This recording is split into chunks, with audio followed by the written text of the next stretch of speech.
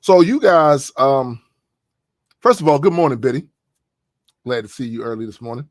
Might seem a bit strange because ordinarily you would hear this annoying buzzing coming from over on this side or whatever. There's something going on with his audio right now, so he's trying to figure that out.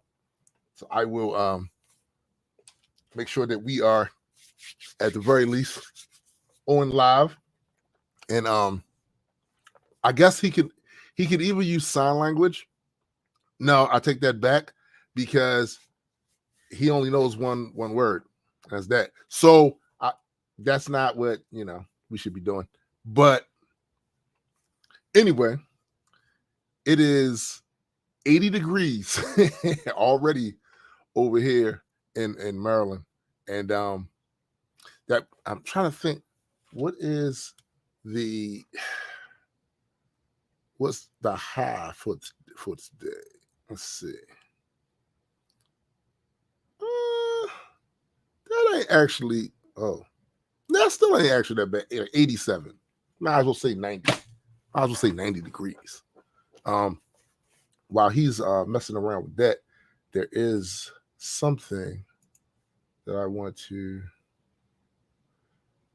share with you guys. Although I might wait a little later on in the show when there's more people in here.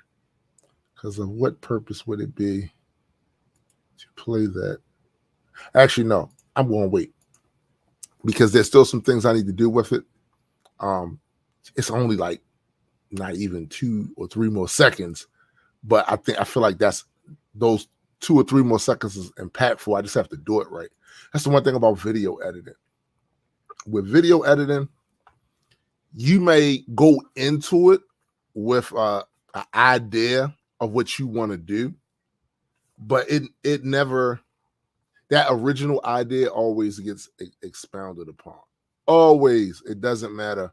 Everything that I've ever edited, I started out with just maybe an introduction idea about how I wanted the video to be presented. By the time I'm already in it and editing, new ideas come about, new things. And that's why it's always an adventure. Now, SBJ, he hates video editing. He hates it. Me, I don't hate it. Would I like to be in a position where somebody else could do it? I just come up with the idea. I shoot the A roll and the B roll. Hey, what's up, McKenna? I shoot the A roll and the B roll, and somebody else jumps in and edits it. Absolutely, but I don't hate doing it. The only time I really have a distaste for doing it is as Vermin said, I'll interrupt D aside for Black Culture Geeks. Damn, see now I'm conflicted. Now I'm conflicted. Cause I kind of want to see you on your Kratos shit. You know what I'm saying? But then it's my show that's preventing you from doing that. That's kind of crazy. Give it a beans. What's good? What's good? Glad to see everybody popping in for another rousing Saturday of shenanigans. While we wait for SPJ to get his audio situation in line.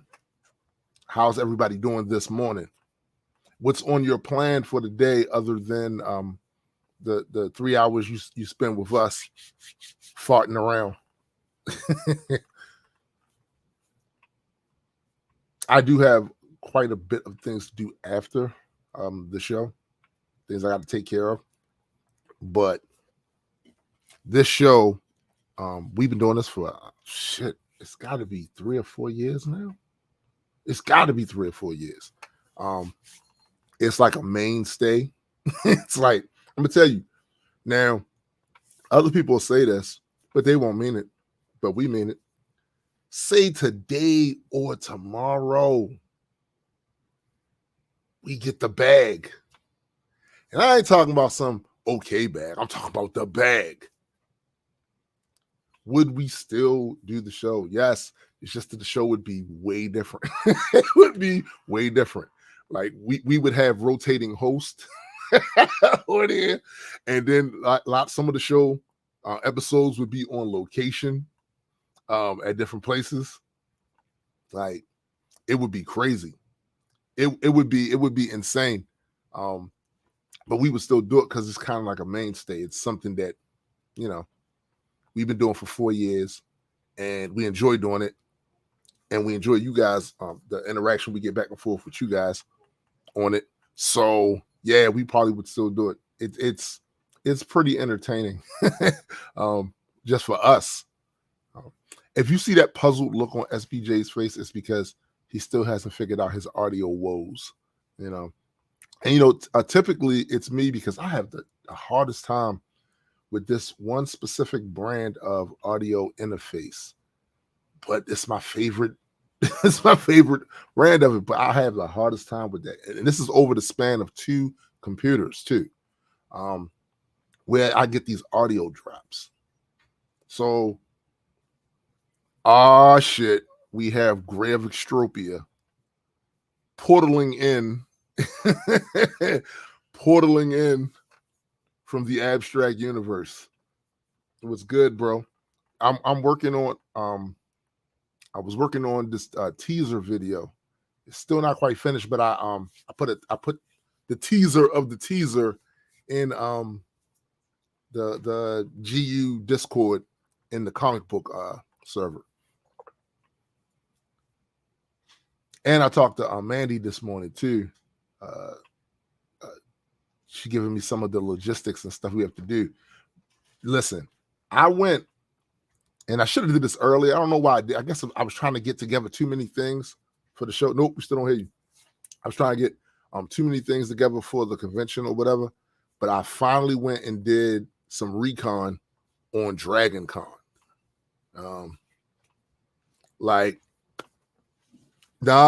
His audio, Greg. He's having some issues over there with that. But yeah, I went and looked at a video of Dragon Con, and our publicist, she told us that this event is a huge event down there. And I've been to Comic Cons, but that shit I saw that video the other day, I've never been to anything like that. As a matter of fact, it looks like it's every bit as big as the San Diego Comic Con as far as volume of people that go there. It's massive, and it was spread out over 4 hotels. And when the person that was shooting the video for his YouTube channel, he went back out there after getting his badge. But when he first went to get his badge, it was 3,000 people online already, and that was earlier in the day. 3,000 lined up way down the street around 2 buildings or whatever. And then when he got his, and he went back out there with his camera, to shoot some B-roll and stuff, the line had already doubled and tripled. It's bananas. And inside, when he went inside, you could see like it's just a massive amount of people in there. But like I said, I'm looking forward to it. I'm looking forward to going. I guess he probably needs to restart his computer. That typically is what helps me a lot of times. But yeah, man, I'm looking forward to that. I wish I could actually play video from that Comic-Con, but YouTube is so ridiculous with their the copyright demands. Like even in the case of just using video for discussion purposes, right?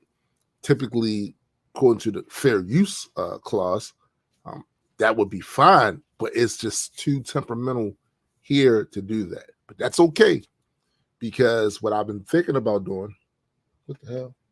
Oh shit! What I've been thinking about doing is, I got you, Gray. I got you.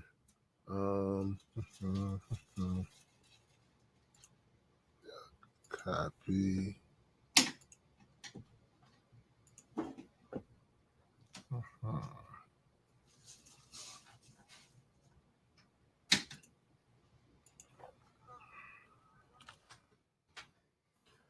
Check Facebook, Gray. Check Facebook.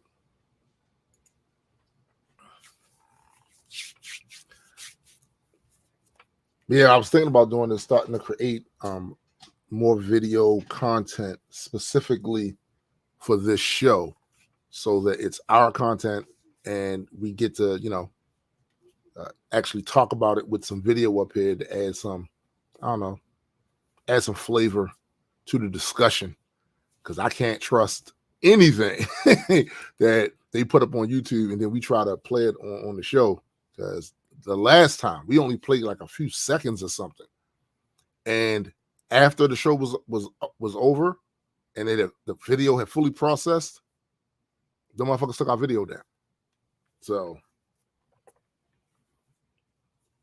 Cindy says you guys should just make September convention month and come to the one here in Florida. I don't know that I'll be able to do that, but I know Gray wanted to do some more after this one. But this shit is this shit. Looking at that video the other day, I was like, there is a massive amount of people that go to this event. And so I have a friend of mine who is has worked in the film industry, and he hit me up the other day, congratulating me about the book and everything. Told me that he had a yeah, great. Check your oh, wait a minute. Is that big back? Well, I can hear you. StreamYard be fucking up, yo. It's StreamYard. This is the second week in a row that I've had issues with StreamYard. For real? Audio. Gray. The mad extropian. Hey, what up? I was on the bench just in case, a starter got injured or something like that. I'm always on the bench for you guys. So I had to make sure. God damn. So crazy. Yo, Gray, I talked to Mandy this morning. I don't know if she contacted you. Bro, it's on and popping. Yeah. I'm representing that Legion tough today. Today. Can't even use my goddamn soundboard because it's acting crazy. Yeah. So tell me about your sound issue real quick. Is it a driver issue? Because I was thinking as soon as you guys were talking about it, I was like, it sounds like something I've had an experience with, where the drivers will fail in the middle of, let's just say, anything. Yes. You literally got to restart your computer for the drivers to reinitialize. Mm-hmm. So if you don't do that, I'm not 100% sure yet. It's this digital sound card that I use that will allow me to incorporate my soundboard. Mm-hmm. And 2 weeks ago, it worked fine. Yeah. Without a hitch. Yeah. And today I tried to set it up same exact way, and literally no audio. And then when I switched back to my main joint, no audio until I refreshed StreamYard. Yeah, so the combination of the two, there's some type of issue right now. That's whack sauce that I don't have time to figure out because we have a show. Well, so I can hang out with you guys for about an hour, and then I got some other album stuff I gotta take care of. That's awesome. That's right. You are in the midst of you're like in the final stages of finishing up this next album. This is such a weird time for me because I know what this feels like every time I go through it. This is the 6th time now I've gone through this. Right. And it's always the same feeling. It's that feeling I used to get before, like I would go out on a mission in Iraq, or I would go up on stage, right? Like I tell people, the feeling that I get before I go out on stage is the same feeling I used to get when we used to load up in the Humvee or in the 5-ton and go from, Al Ramadi to fucking North Baghdad, or to Crit to Fallujah, or, wherever the hell we were traveling in the country. It's the same feeling. And I get that same feeling right before I put out an album. So, it's funny to hear you say that, because I remember when we performed in Texas, after the performance, because what we did was I went up there, I did my set, and then towards the end of the set, I started a song that me and Graydon both do. Graydon comes out of the audience with the mic, right? That was dope, by the way. That was so fire. It was so fire. He comes out. Hold on. Didn't I have a microphone in my back pocket or something? Yes. Yeah. You had the mic in your back pocket. And he came out of the crowd. The crowd went crazy, too. They went crazy.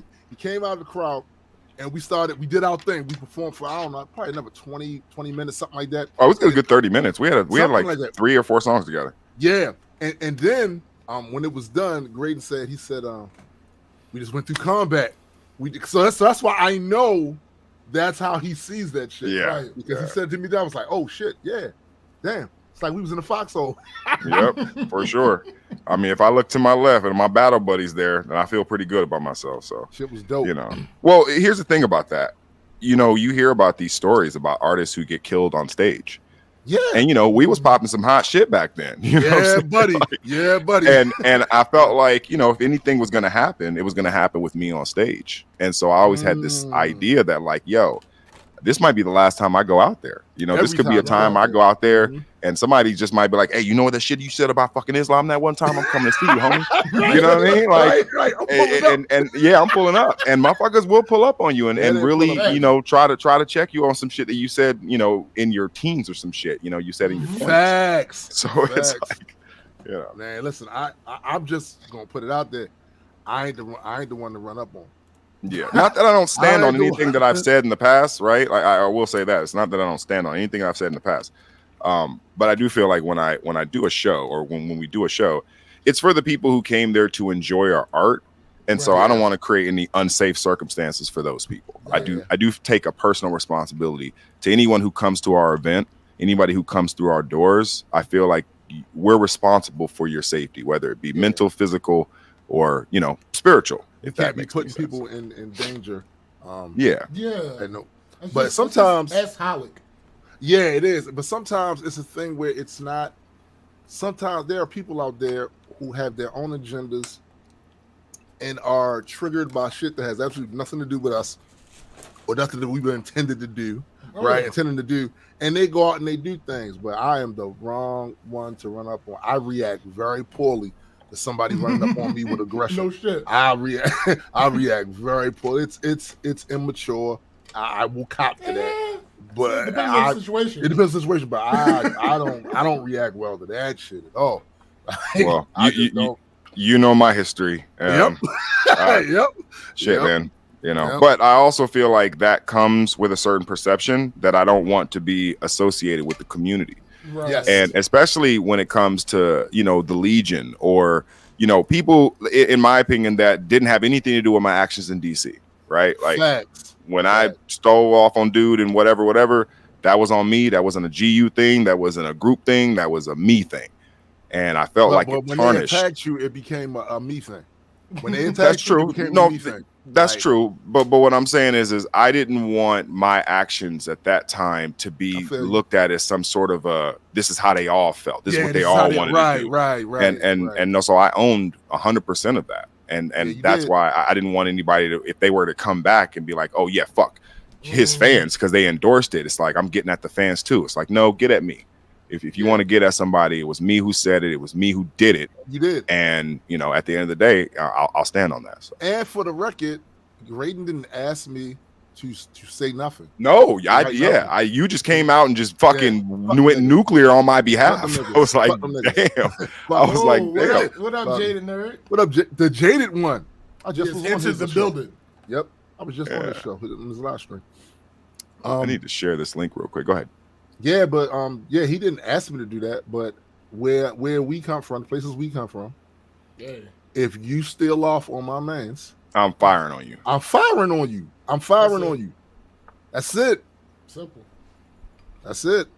It's not even a conversation. It's a reflex. Mm-hmm. On live with the BCGz. Did you actually start? Hey, when you guys gonna do the t-shirts with the geese on them? Yo, we were supposed to do that shit. I'm trying to cop.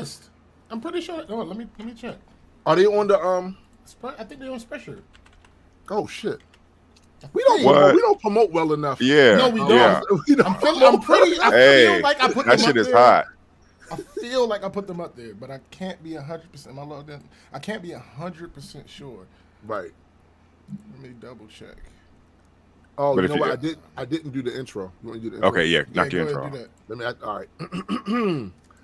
me. All right, sure.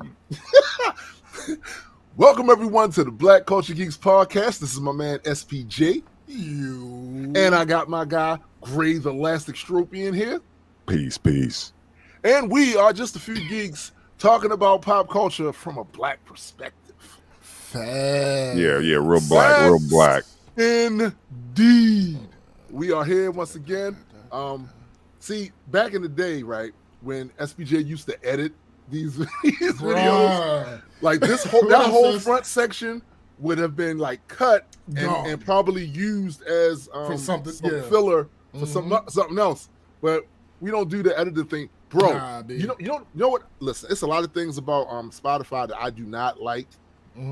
As far as the way, I don't like the way they pay out the policy. I don't like the way they pay out the artists and all of that. But I will say, when they added that new feature for video along with your podcast, sit, bro. Sit. That's fresh. Yeah, man. Video is where we live. What up, sis? Bruh. Video is where we live. Shout out to the Legion. Shops. Shout out. Shops. Yo, the Legion make me proud every day. Certain things I see people that identify as Legion post and stuff. It's be intelligent and geeky as fuck. Like, I mean, they're the most active house in GU. I mean, that's definitely active. Yeah. I mean, exist. Okay, yeah, I'm gonna have to copy one of them. The shirts do exist. I might have to. No, I might have to make some changes. To the shirt? Yeah, they look stupid. Oh, well, let me know. Wait, hold on. It's the one with the 3 geese in front of the microphone, right? Yeah, but I gotta. You gotta do some adjustments. Hey, you gotta hit them with our distributor, Tombstone. Oh yeah. The people who make our shirts, because they'll do the whole shirt print. Yeah. So like instead of it being like just a square or something like that. It's another one I'm looking into as well. I'll talk to y'all about that. Okay. Off camera. It's offline. another one I'm looking into, as well. But yeah, like the shirt that we got from that last, they came, them hoodies and shirts, they came off. Yeah. They came off. Fresh as people. It's funny. Some people are just. Yes. I don't know if it's I don't know if it's well meaning and not like they don't actually have an interest, but they're trying to be polite or whatever the case may be. There were so many people that confused my E&E hoodie with my random superhero hoodie. They look nothing alike. Oh wow! My random superhero hoodie, the base color is like red and yellow, kind of. Yeah. This is like blue, purple, black. Like, it's crazy. What are y'all talking about? Like, it's crazy. Y'all, but anyway. Yeah, but it's a whole thing. It's a whole thing. People see what they want to see. Speaking of saying what you want to see, let me play this real quick. Oh, there you go. Long before recorded history, man looked up at the stars and wondered 2 things. You might want to turn it down a little bit, Tombstone. What are those holes of light in the black curtain of night? But as man advanced and developed better tools of observation, the question of what they were gave way to, is anybody out there? Soon, man will have his answer and realize he was asking all of the wrong questions. Yeah. Yo, that looks incredible. Hey, that's the first time I've seen that. Hey, I do this. That's why he's chief editor. That's exactly why he's chief editor. Jesus Christ, that looked fresh. I was like, damn, I'm waiting for the shit to drop in and the issue because I know what comes next, and it's like, yo, that's hella dope, man. Thank you, Billy. Thank you. The Immaculants. Bro, it's a combination of. I was talking to Jaded Nerd earlier this morning on his show, and he was basically talking about all the different skills you acquired doing content. It's a bunch, bro, and you don't think about it because you're doing it in order to get the result. But it's bunch of stuff. When you're doing it for the vast majority of the time, it's modular. Yeah. Yeah, so you don't think about the fact that you can like combine, like, oh, okay, if I take this little bit from this little bit from that, I can actually do, And that's what happens. So we're talking about a mixture of the voiceover work, video editing. Speaking of which, let me mix that audio. Got you. Yeah, send me that whatever you recorded, and I'll mix that shit. Yo, the shit, it's crazy because a lot of the things that we learned to do to be able to make these videos, it started with photography. Yep. All that shit started with photography. Now, for me, of course, voiceover and just doing audio with voice and stuff, that happened 40 years ago. Right. But you know what I'm saying? But all that other stuff, and the thing is, I'm like a kid in a candy store. I don't understand why more people don't do it. Because when I was a kid, I was a TV kid. I'm watching TV. I disagree. And what you mean? Say you like a kid in the candy store? Shut up. So, shut up. Like I get super excited about new software, cameras, because as a kid, I would see these people doing these things on TV and think to myself, wow, it must take a lot to do this shit. And I was super impressed by it. And as time came along and technology grew and became more accessible to like regular people, I was like, oh, you motherfucking right, I'm gonna be doing this. Absolutely.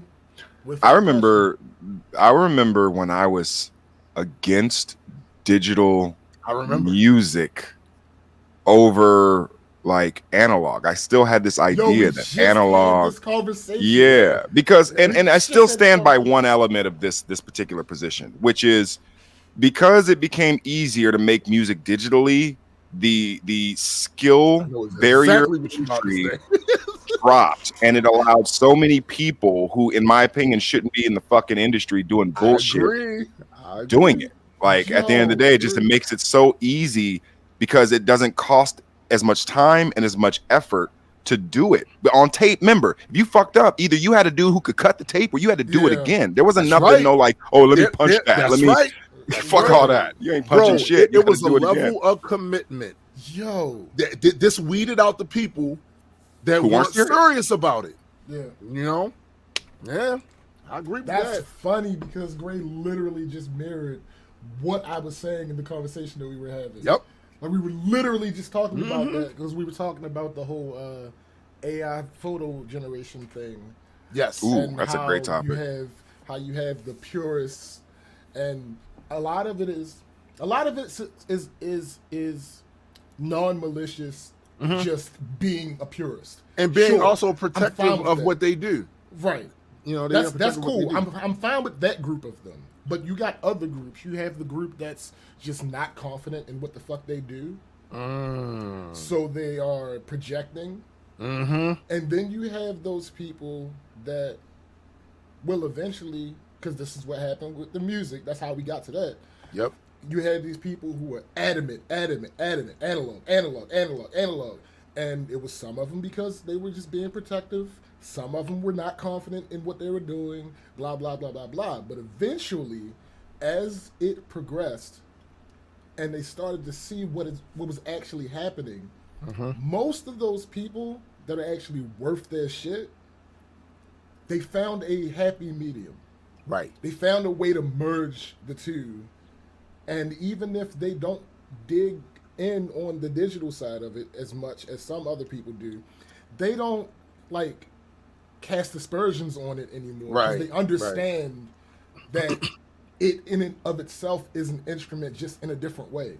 Yo, it's the same thing with drum machines. I remember I'm old enough to remember when there were a lot of musicians that were against the drum machine itself because it was like, that's not, I don't take no, and against computer music. Yeah, I know. Like, it's some not of my real heroes. music. You know, some of mine too. Some of my heroes were talking mad shit about Pro Tools early on. You know, I remember there's this famous DJ Quick tirade he goes on about like kids making music in them computer boxes, and I just it aged so poorly because it's like you think about now, and it's just like everybody's using everything digital. There's no real, and this is where to SPJ's point. The idea of analog versus digital has a different meaning in the art space, in the graphic art space. When you're drawing on pencil to paper or chalk to whatever, that's an analog piece of art. Yes. When you're in Photoshop and you're doing it on your Wacom tablet and stuff like that, that's digital. And there are people who make art in the analog space who look at people who use Photoshop like, bro, you're not on my level. Like, you need all those computer tools to help you even come close to me. I could just do it with my hand and a pen or a pencil. I could do it with a piece of chalk or something on the sidewalk. Like, I'm that good. So there is a perception from people on the analog towards digital in that space as well. I don't think it's just music. No, you're right. As a matter of fact, but then you have those who use a combination of both. And that's what I'll be arguing for. That's where the happy medium always is. Yeah, that's what I'll be arguing for. Like, yo, it doesn't necessarily have to be one thing or the other. Either we do it all this way or all this way. I've watched our partner Joseph Structure. I've watched him take a pen, whoop whoop whoop whoop. He's incredible. Knock it down, and then take it in Photoshop. Right. And do or some other program and enhance it even further. And the end result, well, you've seen the end result. Yeah. Right? So yeah, no, that's a great point. He's incredible. I think the whole suffering for my art thing gets taken too far sometimes. It does. Like, it does. If there's if there's a way I can make it easier on myself, I'm going to make it easier on myself 10 times out of 10. I don't have that thing in me where it's like, oh, I got to do it this specific way because this is how I learned it and this is how I was taught. No, if I find ways to make the process easier, streamlined, better for me, more reliable, I'm going to do that. Right. Nah. It's that simple. I feel you. It's the one thing I got told years ago, probably around 2010, from this dude who was a scientist. He was a scientist. You know, back then I didn't care about what kind of fucking phone I had as long as I could text. I didn't care about none of that shit. And my wife was always trying to, you should upgrade. You should really do shit. I don't care about that shit. Dude told me, he said, you know, you gotta adapt to the new technology because what happened is you'll be several stages. Thinking the way you think, you'll be several stages behind. Not just one little year. No, you'll be several stages behind. And then when you're forced, because there's no other choice, because they don't make that shit anymore, right? Correct. Now you're behind trying to learn how to do that shit. Fish out of water. That actually like jump started me, and then I started noticing the way my wife was handling all of her business concerns when she was on the go. Instead of having to wait to get back to the office to do such and such, she's on the knock that out, doing customer service, all this, and I'm like, nah, I can't stunt on how convenient that is. I look dumb trying to stunt on how convenient that is. Yo, I could absolutely have a digital piano right here and play that, hook it up to a microphone from the amp, and I could easily do that. But why, when I have my MIDI keyboard right here, I can play the same exact notes, the same exact way, and it's going to get into the DAW the same. Right. I have one refutation to that. I understand where you're coming from. However, I have worked with studio musicians that legitimately are worse players on MIDI keyboards than on weighted 88. Wow, that's hold up. No. That's not wild. No that's bullshit, right? No. Like there are people who have trained. Yes, their muscle memory is trained for 88, like for weighted ivory, right? Weighted ivory, yeah. So when they press like most MIDI keyboards don't do that. Exactly. They have a spring system. So when they get on the MIDI keyboard, they're like, "Oh man, my bad. Sorry, man." And it's like, don't apologize. Absolutely. It's actually it's not your fault because it's a flaw in the design. So I will say that there are people who prefer the weighted ivory versus the spring keyboard key, whatever that is. Absolutely. Here's the thing. I've always been a learner. So the original, if you just jump from playing the keyboard to playing the MIDI keyboard, yes, that is absolutely going to happen every time if you're used to it. If you put in the time on the actual thing, it's going to be a huge adjustment. But the thing is, I know that. I knew that going in. So that I didn't need to learn how to play. You just made the adjustments. I needed to learn how to play this different instrument. Right. Interesting. That's how I looked at it. Like, Yeah. because they're not the same thing. No matter it's a facsimile, sure, but Right. it's not the same thing. So because I don't know if I ever told the story on here. I was basically talking to Tim, and I was like, "Yo, I miss playing keyboard. Yeah, I remember that. I didn't have a keyboard in my apartment, and I was like, "Yo, I wonder if my mother still got my old keyboard in her basement." Sure, turns out she did, and I'm playing it, and I'm like, "All right, shit, I can't really do what I want to do. What do I really want to do?" And then I came to the conclusion of, all right, I want to make beats. Yeah. All right, cool. I remember. But I don't need to learn how to play music. I know how to play music. Right. I know how music is supposed to sound. I know how articulations are supposed to go. I know phrasings and certain theory and all, I Right. know all that. But this is a new arena for me. I've never done it. This is its own instrument. It has its own idiosyncrasies. It has its own flaws. It has its own. Hey, how old were you when you were coming to this decision? This was what, 2 2 years ago? 2 years ago. Oh, okay. That nigga rapping nowadays. Because the reason why I say that is because I kind of went through that same phase.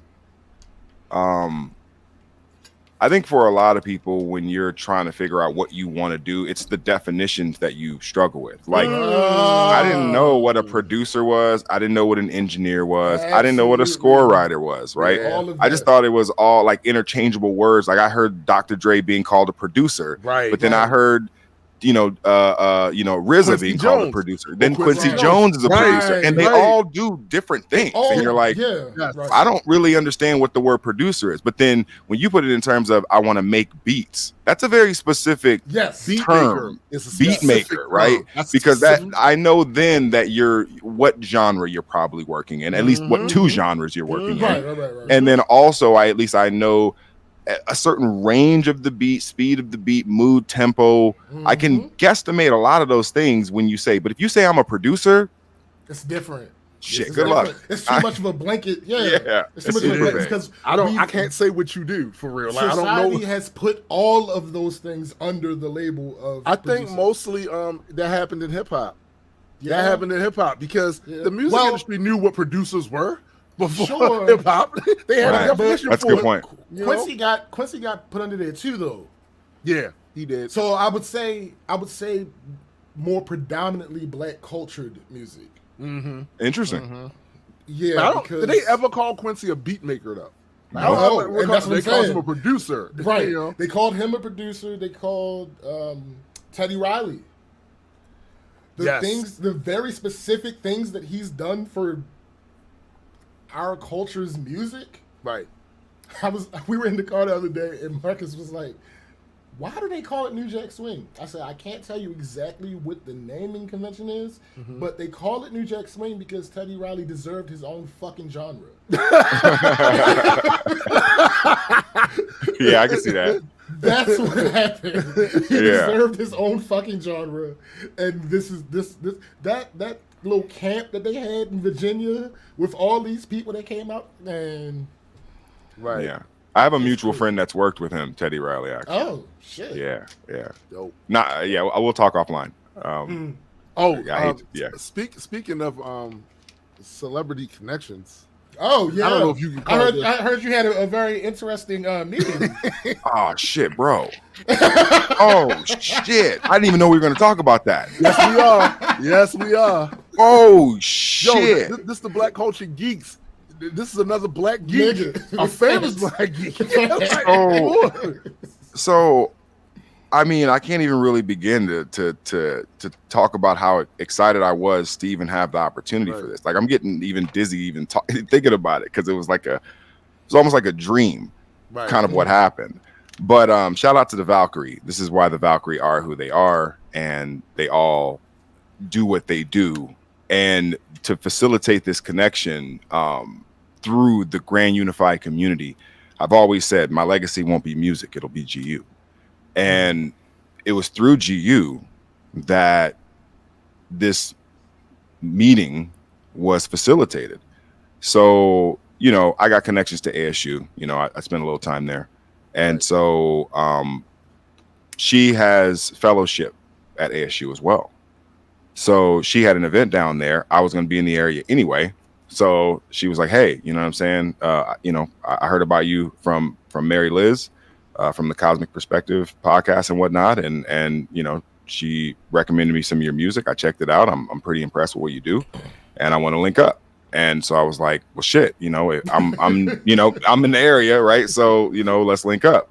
And so she was like, well, I got this event I got to go to. So let's meet there. So we go to this event where it's like a VR experience, but it's a building where you, first of all, you go into this room where you back up against the wall to put on the backpack, and they put sensors on your arms and your feet. And basically the backpack, I guess, is like a walking computer or some shit. Yes. They have one here in Maryland too. Okay, so you know what I'm talking about. So they basically, it's a holodeck basically. Yes. And this shit is absolutely gnarly. Like, I'm gonna tell you some shit. It's gonna sound like I'm fucking lying. All right. So we go into this alien world. It's like a alien zoo, and there's these animals coming up to the fucking the pod that we're in, and it's like, you know, you can reach out and pet it, but when you do, the being like interacts and comes towards you, and when you touch it, it feels like a fucking alien, dog. Yeah. No. Real shit. That shit feel like an alien. And I touched it, I was like, oh shit, what the hell? And it felt like real alien-y, dog. It was so crazy. So I mean, they had that, and then, you know, they had us to where we're like flying through these caves, and like these pterodactyl type aliens and shit are like flying above us, and one of them like sneezes on us and like splashes you with water and all kinds of things. It was fucking crazy. And then there was one experience where we were scuba divers, and it was like the body motion capture was so 1-to-1. Like I would do the whole like, and it was so fluid. It's nothing like the Quest. Don't get me wrong. You know, I got an Oculus. My shit is dope. I love it. Yeah, all three of us do, right? Yeah. It's dope, right? But this is a whole nother level. I legitimately felt like I was in a holodeck. There are parts built in to where it's like railing and stuff like that, but it's built into the program too. Right. So you would reach out and grab the railing in the game, and it would be in the fucking real dog. So it now became like something. I'm like, oh shit, this is the future. And then when AI gets a hold of that, then it's so I'm doing this with a person who went to space. Yeah. Right. And she's to add another level to it. And we're both blown away. She's left the planet and she's blown away. Put that in perspective. So when I say I'm freaking out here, it ain't just me being some random dude. You know what I'm saying? Right. Like I'm legitimately like, this is world changing. When AI gets a hold of this, oh man, that shit is, you're gonna have people have to be pulled out of there like casinos. People are literally gonna die in there. Go ahead. Me. Oh yeah. Listen. This is why I've been saying for a while that the final frontier might not be outer space. The final frontier might be inner space. Yeah. In that VR, because you can any experience we can imagine can be put in there, and the vast majority of us, at least at this stage of human evolution, we can't do nothing about that. We can't. Right, yeah. But this is literally, you can go to some place, put on a headset, put on the stuff, and experience almost anything we can imagine. Effectively in limitless. There. Yeah, it's effectively limitless. I agree. It was a crazy experience. So we end up doing that, and so we you know, it's kind of all over, and we get a chance to kind of, you know, go sit down and talk. And you know me, I'm kind of a natural interviewer, right? Yes. But in this particular situation, it was almost like I was being interviewed because she had heard about me. Right. And so it was almost like a you know, unrecorded Joe Rogan style podcast that we talked for almost 2 hours. And Not going into detail about anything that I wouldn't disclose, publicly. Right. But I was definitely able to talk to her about our community, about the comic. Like I left her with, a shirt, a hoodie. She got all three, CDs, and she got the swag bag, the whole experience, right? And I kind of put a bug in her ear, and I was like, listen, I know you're in a pool to go back to space. If you go back to space, don't do it. And you could take this music and you can play me in space. Facts. That would validate a line that I said. Yeah. I would be the only hip hop artist to ever be played in space. Yeah. And that's a real possibility, y'all. So that would be, bro. That's like a level, a bar that you're gonna have not many people being able to do because they don't have access to it or even think about stuff like that. Right. Like that's gonna be an accolade that's it. Like that puts you in a completely different space. You know something else she could do? If she went up, that's funny. Yeah, it's a bar. You know what else she could do? She could take a physical copy of one of our books while she's up there and take bro. Dog. We'd be out of here. I showed her the comic, bro. She fucking flipped out. She was like, "This shit is crazy. This is like." I mean, I had the iPad Pro, so I had the gorgeousness of the iPad Pro. He's got Zilla on there. Oh yeah, Zill's always represented. Zill's always on there. But she got a chance to experience it in that high quality format, and then. I got a chance to just kind of tell her about the story of GU, tell her the story about, about my life and kind of my journey from there to here. And so the experience of meeting her was fantastic. And I kind of already knew her story. If you're in this space where you had followed the Inspiration 4 mission, where it was the first all civilian space flight, like that was the first, most of these space flights, they go up with a crew. I mean, before it would just be like a rich ass dude would go up with NASA, right?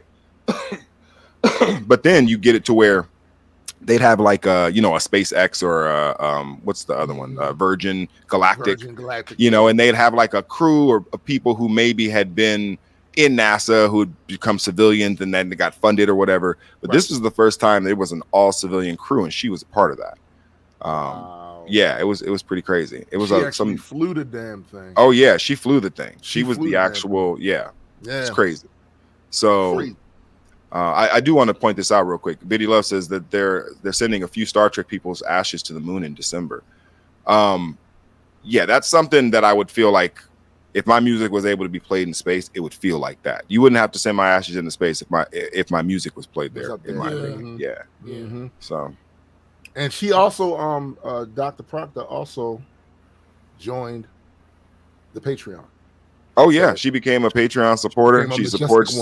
Yeah, she is a majestic one for sure. So, shout out to Dr. Sean Proctor and I feel like it was such an honor and a privilege to meet someone who not only looks like me and is in that space, but just one of the pinnacle examples of humanity, in my opinion. Just an exemplary human being in every way. I mean, unless she's got some weird ass shit in her closet that we find out. You never know. But it's like if I always qualify things with that. But she's pretty incredible, and I think she would be a profound addition to our community. So absolutely. And here's the thing. The other thing about her that I discovered because I already knew about the professional stuff. But then the other things that she does, she is very much in that creative space. And that is very relatable to creatives, to other creatives. I went to her website, checked it out, was like, oh nah, she one of us. Yeah. She one of us. She took Star Trek and Star Wars comics to space. Yes. Yeah, she took she took a bunch of stuff that we would have taken. Yeah, you know what I'm saying? Like, facts. She's dope, man. So crazy. So I was pretty honored for that. But that was my experience. Let me ask you this, Greg. Are you looking forward to next Tuesday? Yeah, absolutely. So, and this will be the kind of the last thing before I jump You got out to here. get out here. Yeah, I got to get off. But Tuesday we will be in Atlanta at Dragon Con, and we will be there for the whole week. I'll be there first. Yeah, you'll be there. You'll definitely be there. Hold it down before I get there. But it starts this sort of media campaign that we're going to start doing. That's going to probably go throughout the winter and into the spring. Right. With my album coming out and with Extra P and Entropy issue 1 coming out, which is nearly done as we speak. And then we have Extra P and Entropy, the music album coming out, as well as, Last of the Rhyme Lords, which is going to be a huge project, like probably my biggest project ever. So a lot of media is going to be happening. I'm really excited about being able to start interacting with our fans again. I know we've been on hiatus for years. I mean, even before 2020, I had been kind of out of the quote unquote limelight for at least a year and change. And then 2020 happened and it just added like 3 years on top of that. So I haven't traveled and I haven't toured or anything like that in probably like 5 years. So this will be, interesting to get back out there and stuff like that. But I'm really excited. We get to have a table at Dragon Con. I'm going to be there. Tombstone's going to be there. Our publicist Mandy will probably be there. She's gonna be there. Yeah. Yetta will be there. Like we'll have it. It'll be a real GU sort of thing. And we hope that you guys, if you're in the area, you guys can come and check us out and come see what we're working on and stuff. I will be playing the album there. So if you're around, you get a little sneak preview of the album and stuff like that. But yeah, it should be pretty interesting. So yeah, I'm really excited. Yeah, man. We this is the first company outing, this convention, and the one thing that I was super proud about and grateful for all of the supporters that got us to this point is that this is like the first thing that we've done that kind of paid for itself because of the support and the business. And look, there's a lot of mistakes that we have made and we're going to make. That's part of the process.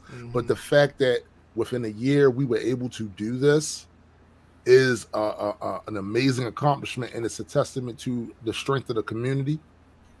And me and SBJ was talking about this the other day. With all of the things going on with the AI art and of course the comic book, great getting to meet Dr. Proctor, this convention coming up, and all this attention that is going to inevitably come towards the brand and the company. We felt like we should have been doing shit like this a long time ago. Yeah, a long time ago, man. This shit is so much. I mean, it's work. It's definitely work. But it's so much fun being in this other creative space, because for 40 years for me, it's been music. And then I would say for 10 years out of that 40, it was YouTube creation, stuff like that. But just being in this other space with fiction, my brain is like so attuned to fiction now. I'm watching TV shows and things and movies, pulling out tropes, that. I see, blah, blah, blah. Sandman, the Sandman oh my goodness, so is just a clear example on how to do high-minded concepts while still keeping them relatable to the human experience, because at the end of the day, you're making content for humans. Yeah. So you got to be able to bridge the gap, and it did it so damn well that it's like I'm thoroughly disappointed to hear reports that we might not get another season. Oh, that's not true. That's not even a thing. I think that if that even is a thing, it just would be another failure of a big Hollywood. Failure. Big failure. The Sandman Netflix series is one of the best series I've ever seen. Like, I don't understand how you would not renew that. There's so many stories in the Sandman universe for them not to. I was reading the Sandman last night before I went to sleep. That's why I had that crazy ass dream. That's why you had the crazy dream. This nigga over there reading The Wild Hunt. And man, oh my goodness. Over there reading The Wild Hunt. Oh, dude. I've been reading. Oh, dog. Have we talked about 8 Billion Genies yet? No, we haven't. You told me about it. Have you read 8 Billion Genies? No. Holy God.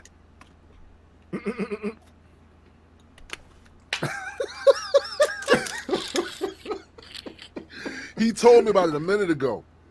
Yo, Why you didn't tell me? that's funny. I was busy. No. Well, No. look it up. Ladies and gentlemen, when with someone that you speak to literally, I don't know what he talking about. Like, it's kind of crazy how this works sometimes. You know what I mean? But whatever. Y'all are silly as hell. literally every single day tells you that they're busy. Well, I'll tell you what. There's a site that lets you read all. I'm sure you can find it. I don't want to blow your spot up or nothing like that. But there's plenty of places where you can read it online, and there are 4 issues in, and I feel like it's one of the most brilliant stories that I've ever read up until this point. I mean, I guess they could fuck it up at some point, but it's really good, man. It's really unique, and I know a lot of people who they get thrown off by the title. I feel like the title is a That's bit. what it is. It's the title. Yeah. I don't think it's that bad. I feel like once you read that first issue, you're like, bad, it's incredible. The title's not bad, but people with titles, before somebody reads something, they then begin to assume what the content is just based off the title. And a lot of people do that shit. They'll see some shit and go, "Oh no, that's not for me." You ever heard the saying, "Don't judge a book by the cover"? This is what they were talking about. This is what they were talking about. That's a good point. Yeah. Well, gentlemen, I'm going to get on out of here. I appreciate the platform. I just wanted to come in and say what's up. Appreciate your whole fan base, and I appreciate the BCGs. I watch you guys basically every Saturday. So, man. Appreciate man. You, bro. We out of here. Peace. Peace. Yeah. All right. Man, that was fun. Yeah. That was geeky goodness. Right. Absolutely. So where are we going from here? All right. I got a lot. I bet you do. I bet you do. I already kind of talked about mine within that whole thing with the Comic-Con thing coming up, and let me give another quick shout out to our publicist, Mandissa, because she's taking care of a lot of stuff, because she lives there. So she's already on the ground, and there's certain things that we would have had to do that we don't have to, I literally have to just fly in. I didn't, the company paid for us for the tickets, but just the whole thing about reserving the hotels and getting our tables and stuff, and when to go get our badges and all of that stuff. By her being on the ground and being there, she took care of that. So she's well worth any of the she's well worth her salary. Well worth it. Because the things like this, when I'm doing something new, one of my philosophies is hold on for a second. Hold on. Yeah, he broke it. That's exactly what happened. No, I didn't break anything. She was looking for something. But but like when I go and do some of these new things that I haven't done before, because I've been to Comic-Cons, but not as a business representing my business there. Right, I'm there at just having fun, looking at the stuff and eating stuff, and that type of things. Right, but when I do stuff like that, and it's for the first time, I like to have my basics covered, because there's always going to be a mistake. There's always going to be something that's going to mess up. But if you have your basic shit covered, you can weather that storm because you got that shit down. So there's a lot of anxious stuff that comes with this, preparing for it, making sure trying to prepare for the basic eventualities of certain things that's going to take place. She made that a ton easier by taking a lot of that stuff like out of my hands, out of Gray hands, out of Joseph's hands, and doing it and getting it set up. So it's a situation where take your flight, go down there, she's going to snatch you from the airport, the hotel, the rooms, all that's already been, all that other shit has been taken care of. So shout out to Mandissa for that. Well worth it. And also shout out to our social media manager, Maylee, for dealing with with guys like us that are flighty and we work sporadically with certain things. So she has to kind of like keep up and constantly check to make sure that they put something else new in there for me to post. They put something new else. Yeah, because especially this past, I want to say 2 weeks, because busy getting stuff together for the convention. ordering shit, making sure that we got this, make sure we got that. So yeah, shout out just in general to Majestic Comics. But like I said, that's kind of pretty much been my whole goddamn week for real. Yeah. Okay. Shit. It's a whole lot. So I want to Fab still in here because, or if Marcus told him, but yo, so Marcus was having issue. We always used to go karaoke and shit. Right. Marcus was hosting. He had some issues with the people.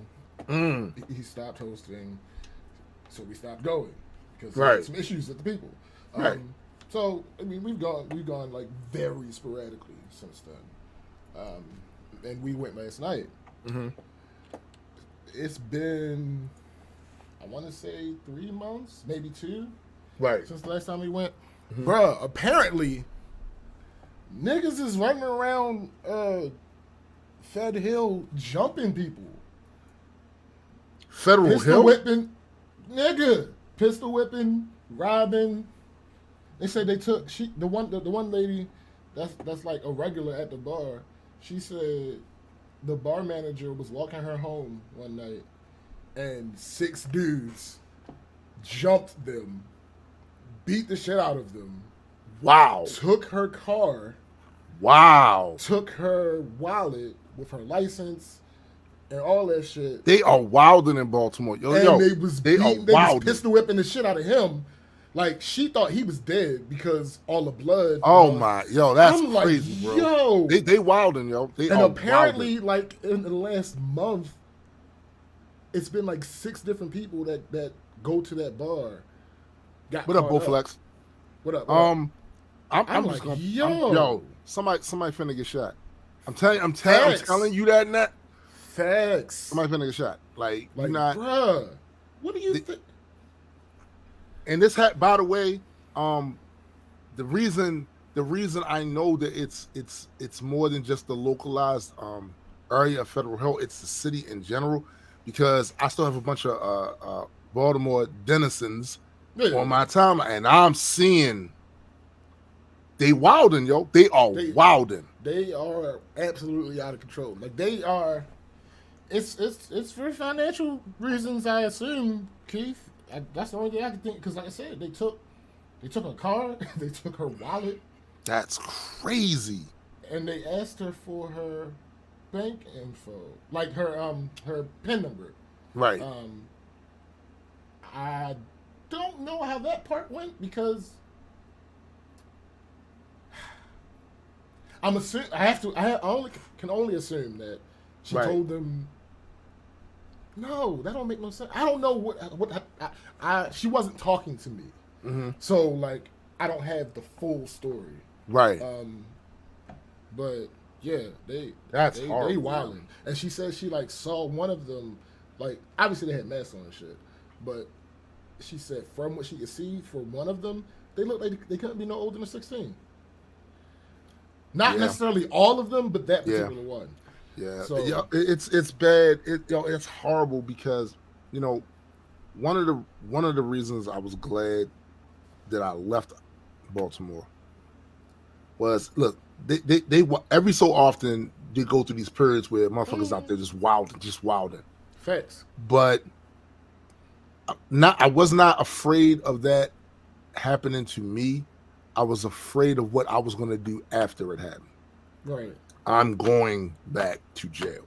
Right. I'm going back to jail. So I didn't want to raise my kid there, because listen, you can find crime everywhere. Yeah. But there are these hot spots, all around the country, and specifically in Maryland, right there in Maryland, there are hot spots.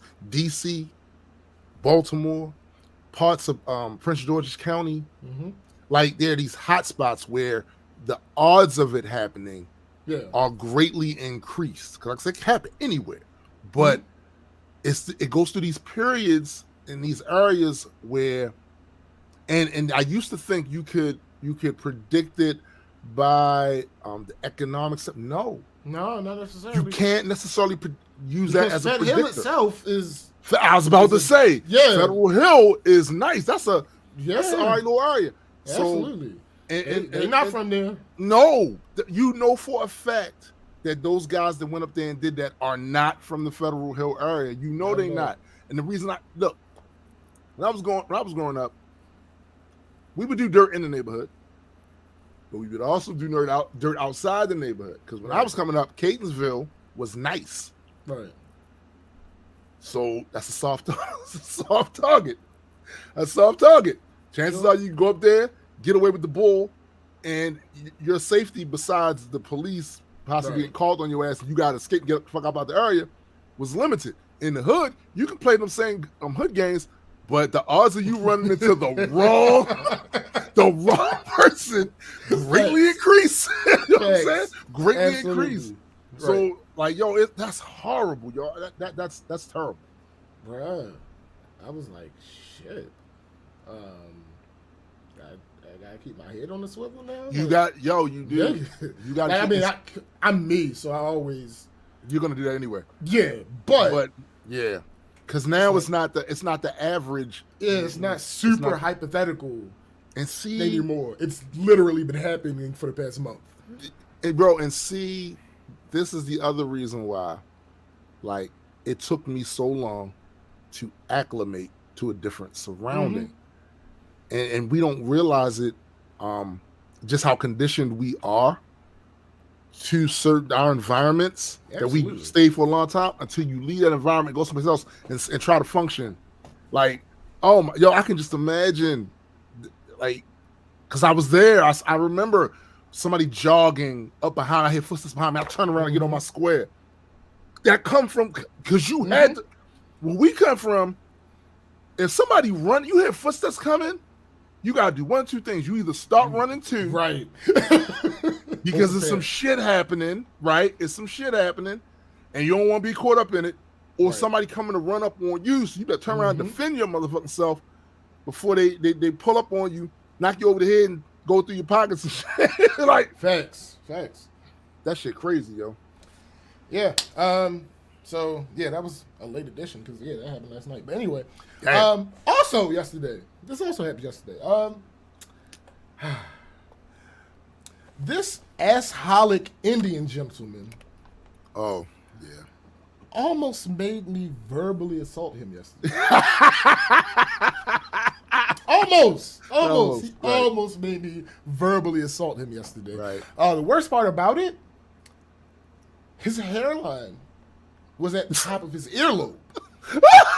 So hold on. Actually, I guess that should have been a clue to his social awareness. That's true. So maybe I should have expected it. But I'm in the store, in the market in the morning, get my little breakfast sandwich, getting a little ruby red grapefruit. I get to the cashier, and there's this guy with no money, trying to buy a bunch of shit. Right. Now, I always get to this market basically as soon as it opens. Depends. If I'm going up there just for fruit, then I usually get there like as soon as it opens. If I'm going to get a breakfast from there, I wait 10-15 minutes because the lady don't always have them out when it first opens. Right. Blah blah blah blah. So the vast majority of the time, there is no line at all. Like no line. So I was just, I was already slightly and completely unreasonably annoyed. Yeah, you were slightly perturbed. Yeah, unreasonably. It's one fucking person. But anyway, yeah. I'm honest about my shit though. See, right. I was slightly annoyed. So I'm standing behind this guy, maybe like 6 feet or so. Nothing to do with COVID. It's just because I don't like people, and I despise when they crowd lines. I feel you.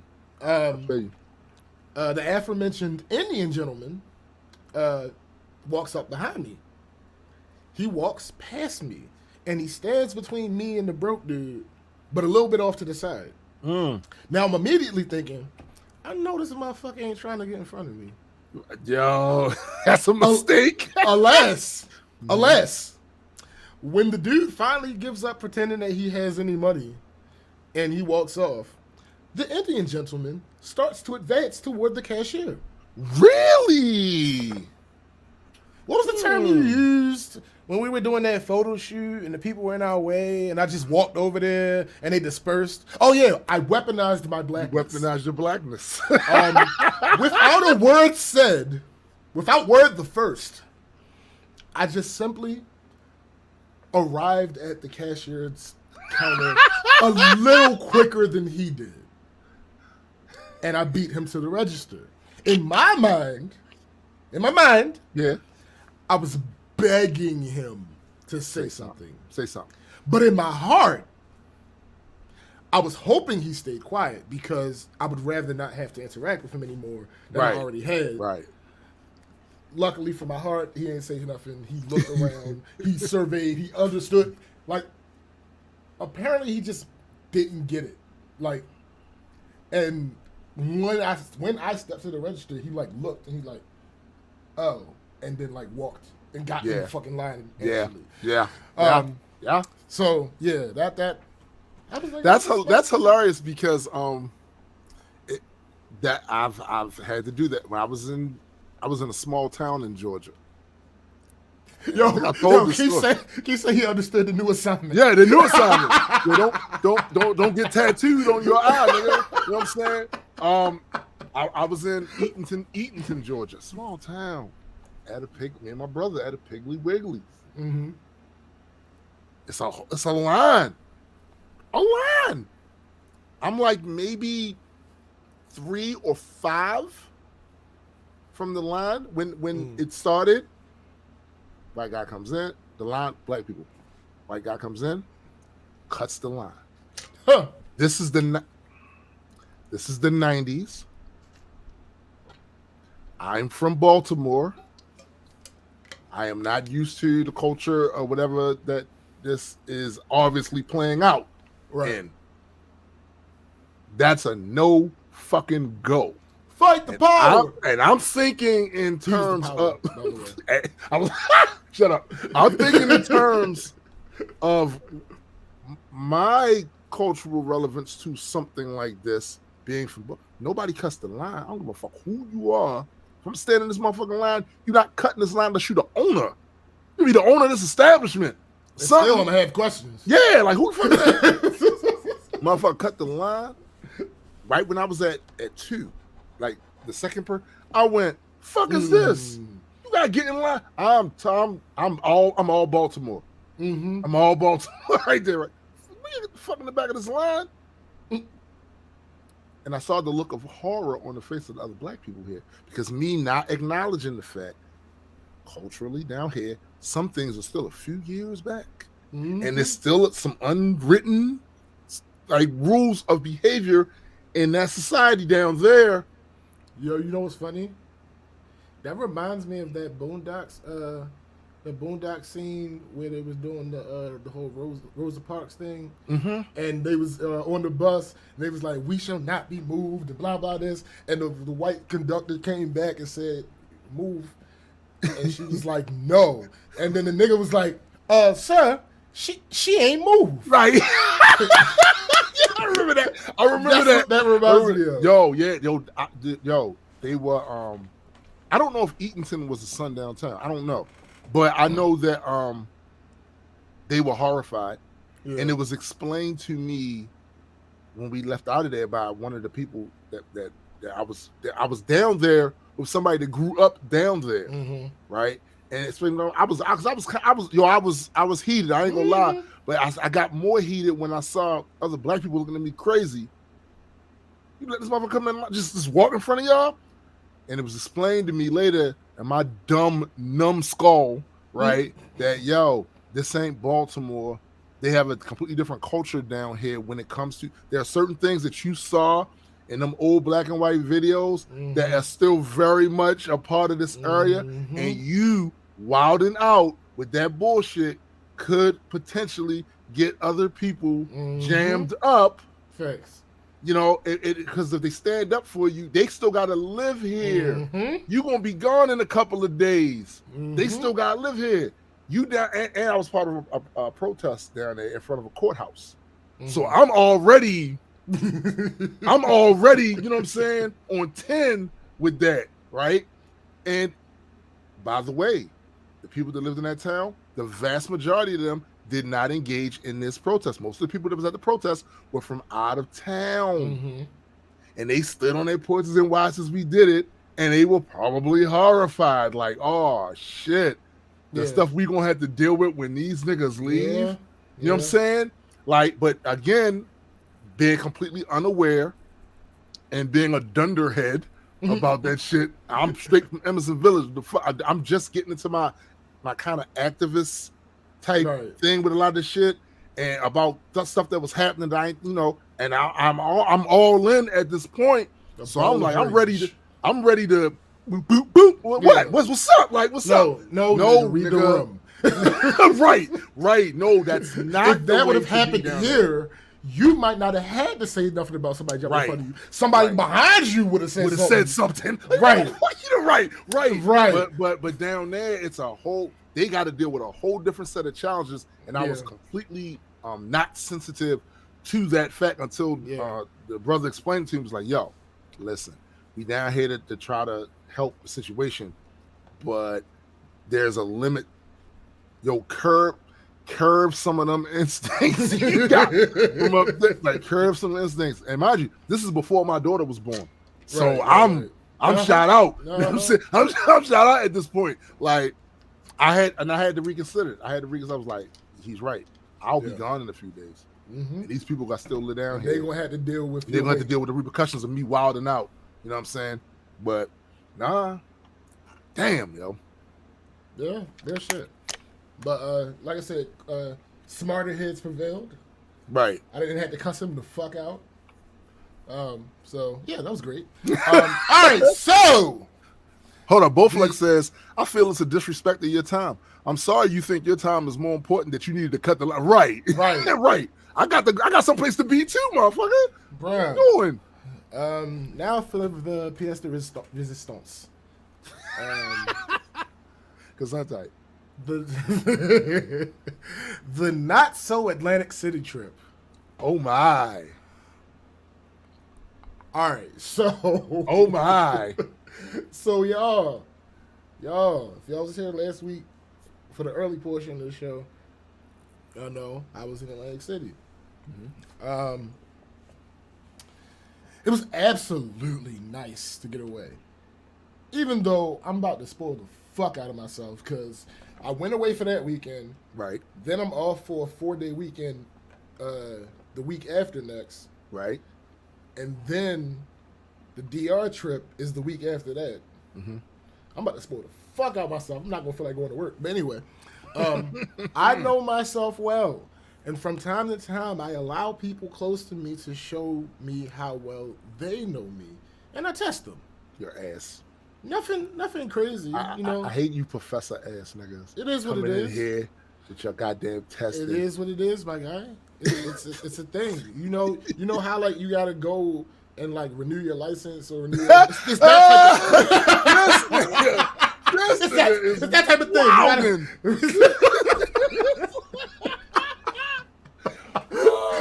It's that type of thing. It's that type of thing. Like realistically, if you already got your license, you took the test, you passed the test. Next time you come to renew, it's not as rigorous of a thing, and you don't really risk that. The risk is much lower of you not being able to drive moving.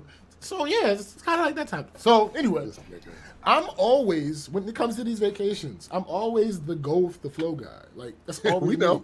If it gets to a point where it's something I just don't want to do, then I'm not going. I'm not doing it. But outside of that, I'm whatever we doing. Right. Whatever.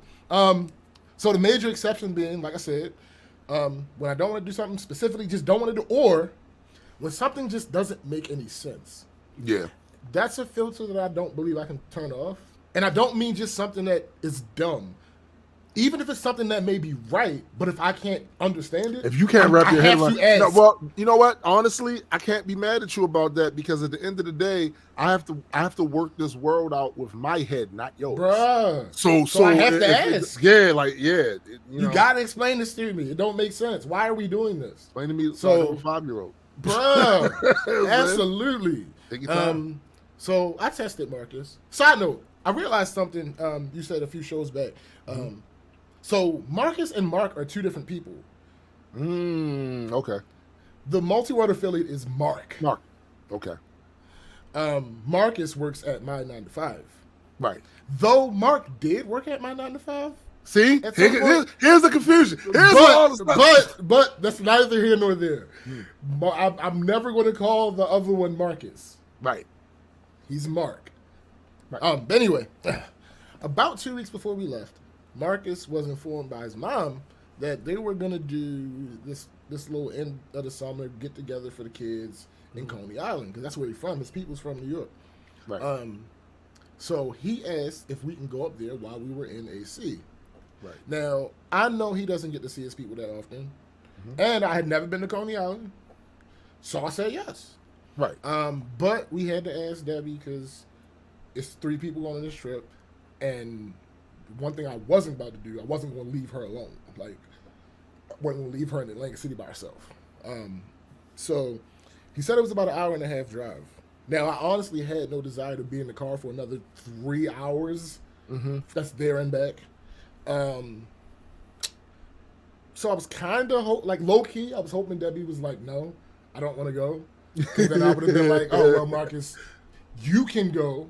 We'll be good here." Because we were relatively close. We were like in walking distance of pretty much everything. So we'd have been fine without the vehicle. He could have just went, but because I definitely wasn't gonna leave it alone. I would have just told him to go ahead, leave us in AC. She said yes for pretty much the same reasons that I did. It was not 1.5 hours. It was at least a scheduled 2.5 hours. Now, he didn't try to trick us or no shit like that. Like 2 or 3 days before the trip, he was like, "Oh shit, I fucked up.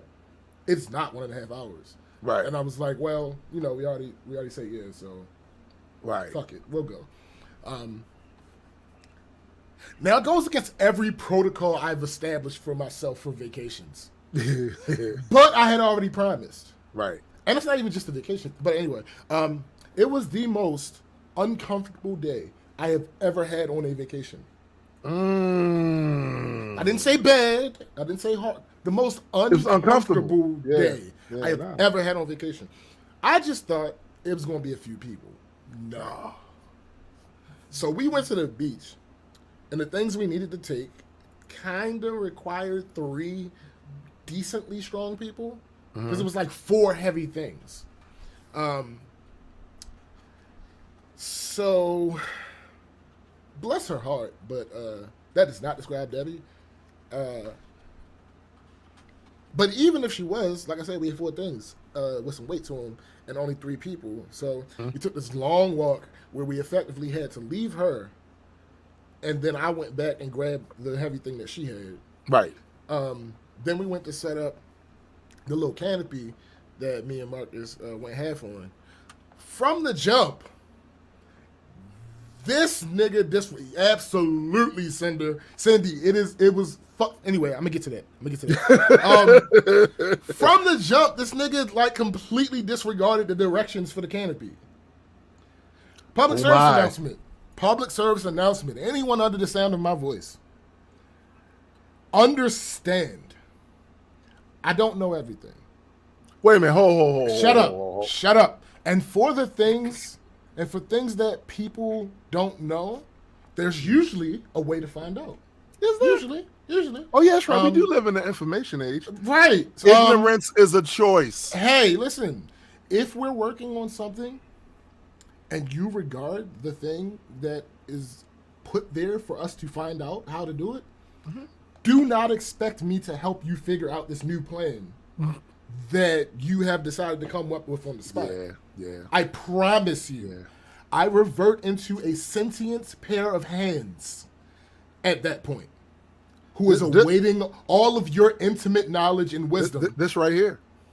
You're not the first person to do this. Bruh. You don't need to have to figure it that out. Simple. You don't. Yo, I turn into a sentient group of hands. Cindy says, as someone who takes cannabis to the beach all the time, I know exactly where this is going. So, like I said, I revert to a sentient pair of hands, and I'm awaiting all of your intimate knowledge and wisdom. Yo, you are the ass. No, fuck that. You decided that whatever you had was better than the people who made the shit. Yeah. So I'm waiting on you to clue me in. Hook me up. I have no Hook me down. suggestions. Right. I have no suggestions. No. Because I tried to. My suggestion was read the damn directions. That's what you see. That was my suggestion. Now you're out. I'm out. Right. Right. I'm still physically going to help you. No, I'm going to do whatever you tell me to do. You're out of ideas. Absolutely. Because your idea was a foundation. I gave you my idea. Because I don't know. I know precisely dick about building this particular thing. So, once I gave you my suggestion, that was it. That's all I got. That's it. So, like I said, I'm waiting on you to let me know what we doing so we can move forward. Right.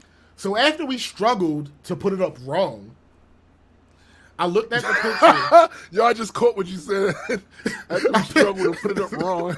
I looked at the picture just to double check, and yeah, it was up wrong. Amazingly, it stayed up.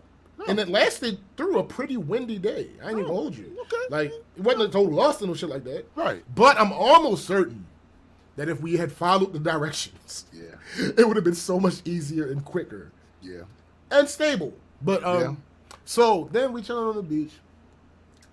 I'm the only one who sat under the damn canopy, which wasn't an issue. It was just puzzling. Like, we went through all this. The three of us went through all of this, and neither of the two of you are going to sit under it. And on top of that, Marcus, you paid for half of it. Yeah. Neither of you go. All right, cool. Did y'all have food? Again, y'all have it's not an snacks issue. and shit like that? We did have snacks. It wasn't an issue. It wasn't a problem. I'm just You're puzzled. befuddled. Yeah, nah. Yeah, like what? Why? Okay, fine. You was like The Rock when he was beefing with Mankind, did that promo. He said something Bruh. about this whole situation that really befuddles The Rock. Right. Facts. So, like I said, it wasn't an issue. I just wondered why they would contribute to it if they weren't going to use it. Right. But anyway, 'twas a really, really decent beach day. Would It you was say sunny. it was delightful? I ain't gonna go that far. I didn't think so. It was slightly pleasant. Sunny and clear. Not so hot that the sand was scalding. Speaking nice of which, because we was talking to Grady at the time and I didn't see it, but McKenna gave us a weather report down there. Oh yeah. Real feel of 105 today. Yeah, you can keep that shit. I don't want it. So yeah, no, sand wasn't scalding, no shit like that. Nice breeze, but McKenna said, "We all know, Mom." but remember, we were there for his family. Yes. So there are about 10 to 15 people to the left of me. No. Nigga. So this one kid just kept staring at me. Now, full disclosure, let me be clear. I want to be perfectly clear with this. Anybody who has seen me around children knows that for some reason they absolutely love me. Like literally, I can be in a line at a grocery store, and if there's a child around, they will stare at me until they get my attention and wave or some shit like that. Like, Yo, for me, there is an age bracket. I hope that you burying the lead. My fault. Until I wave back or some shit like that. Which I think it's the dreads, yo. It's possible. Well, no, it's been like this all my life. All my life. And even when you was a kid? Yeah. But that makes sense. Right. Makes sense. Right. But it's bittersweet because I love children, but they come attached to the grown-up human mind, and I'm not so fond of that. Right. That's kind of crazy. I think there should be a recall, but I digress. And with there being an adult, I don't want to come off as weird. One. Facts. Nigga. I don't want them to come at me sideways. Facts. So I say all that to say, these are little kids that I'm talking about. Generally less than 5. This nigga who was staring at me on the beach, clearly a teenager. I'd say at the very least he was 14. Now, every time he was near me, he was staring. That's then weird. 2 times he did this weird ass thing where, so I'm in the chair under the canopy. He would stand right here and just stand there, not say anything to me, nothing. He would just stand there. Can I offer maybe a reason? No. He watched the show. He might be listen. He might be the watcher's watcher. I'm just saying. I think he watches Black Culture Geeks, and he was like, "Is that really You stupid? Shut up." Make James famous. So the funny thing about that is, this nigga ain't from New York. This nigga live here. This is Marcus's sister's child. What? I know, I've seen him before. It didn't register in my head at the time. Right. I've seen him once before. Right. I usually don't see the younger of the children. I usually only see the oldest child. Free That's nigga. funny. Free nigga. He does. I only usually see the oldest of the children, and the oldest I had already spoken to him. We'd already chopped it up when I got to the beach. But anyway, yeah, he was just standing, and I don't know if he was looking at me when he was standing there because I wasn't about to stare this nigga in his face. Yeah, because see, this is the really weird. That makes it even more awkward. This is the really weird thing because, and I know this is a fucked up habit, when this is an adult and they all in my face, and the first time I notice it, I give them the benefit of the doubt. They just happen to be looking in this direction. Right. But then after a minute and you still doing that shit, It's a problem. it's a problem. And I start doing shit like this. Right. Yo, you know what I do? No, you know what I do? I find, see, yours is defensive / malicious. Yes. Mine is trolling. Yours is Deadpool-y. I'm trolling the fuck. Yo, this is what I will always do. Since I was in high school, if I ever notice somebody staring at me, let's say the person is here. Right. And they're staring at me. If I notice they're staring at me, what I'll do is I'll be like, and wait for them to turn and look to see what I'm looking at.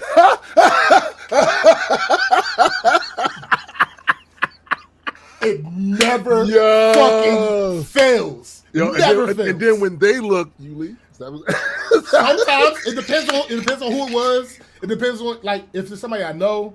Right. If it's somebody I know and I fuck with, I'll do that. They'll turn and then I'll start looking at them. So when they turn back, I'm staring at them. But anyway, yo, Jada says it happens to me in DC all the time. I say out loud, I'm just having shit on my face while looking straight up in the air. Yo, all right. So, like I say, twice he did the thing where he was just like for at least a minute, he was just standing there. So now, Weird, yo. I'm not tripping on that part on its own because the nigga might have just wanted a little break from the sun. Like, the canopy was the only, I get legitimately. that. Yeah, the nigga might have just wanted a little break from the sun. But combined with the staring, Yeah. it was creepy as fuck. I ain't gonna hold you. So Marcus's family started to pack their shit up because they was there before us. They started to pack their shit up. And as they were saying their goodbyes, they weren't goodbyes. They were see you laters. Interesting. Now let's rewind for some context. We get in the first night. There we go. I hate you. We get in the first night. We already know we are leaving relatively early the next day to go to Coney Island. Right.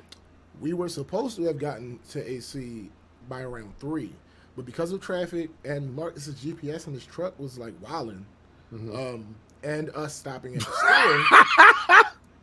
Yo, Jada Nerd is shot out of a Hey, cannon. listen. Oh no, it gets worse though. But I'm gonna get back to that. I need to provide some context first. So yeah, because of traffic and the GPS acting like a bit of a dick, and we stopped at the store because I already knew I was making breakfast the next day, so we had to get the stuff and all that other shit. We didn't get there until like 6. Right. We wanted food, so we ordered food. That took about 40 minutes to come. After we ate, we got stuck on the couch watching some animal videos and whatnot. Eventually, I pulled out the Quest.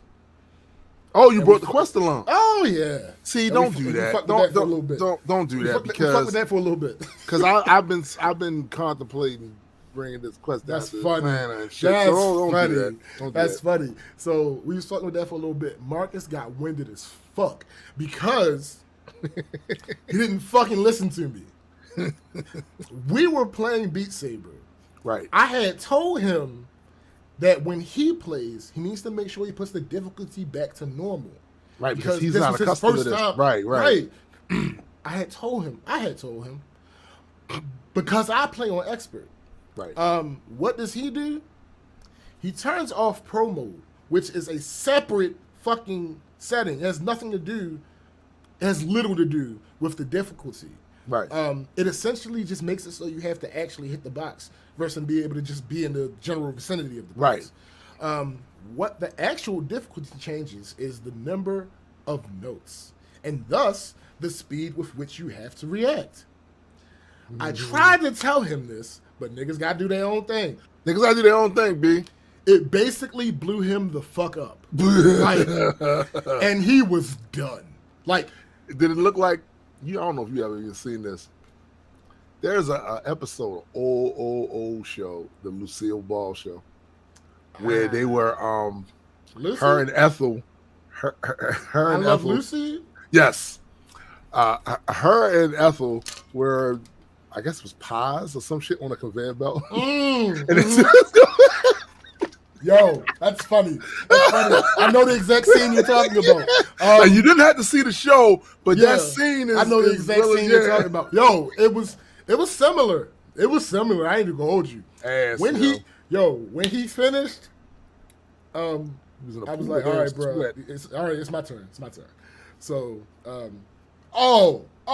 fucking side note. These fucking plebes. So, we in Walmart. And, I'm sorry, before we went to Walmart, we were sitting in Debbie's office the day before. Right. No, it might have been the day, because we went right after work. We got off a half day and left to go up there. But I was like, we need to get headbands. And she was like, I have a headband. I said, oh, okay. Do you have more than one? She was like, no, I just got the one. I said, okay, cool. I just need to get 2 headbands now. Mm-hmm. So we get to Walmart. We get all the food and stuff. And I'm like, headbands. She was like, I said to her, you think this Walmart sells headbands, right? She was like, yeah. I said, okay. Because most Walmarts are laid out the same way. Right. So I was like, show me, the area they would be in. So we're going over to like where the hair care and stuff is. And I'm like, seems like an odd direction to be going in, but fine. I don't know. I asked you. You seem to know. Right. All right, bet. So we get over there, and we're in like the hair accessory aisle, and I'm like, headband? She's like, yeah, the thing you put on your hair? No, that's not like a sweatband. Like, what are you? Oh, something, and both her and Mark is like, oh, this is what a headband is. Blah, blah. I said, while that may be true, while that may be true, Marcus, you have short hair. Yeah. Why would I need a headband? Why would I need that kind of headband for you? Because he likes it. I don't fucking know. But anyway, so yes, they would sweat everywhere. We found headbands.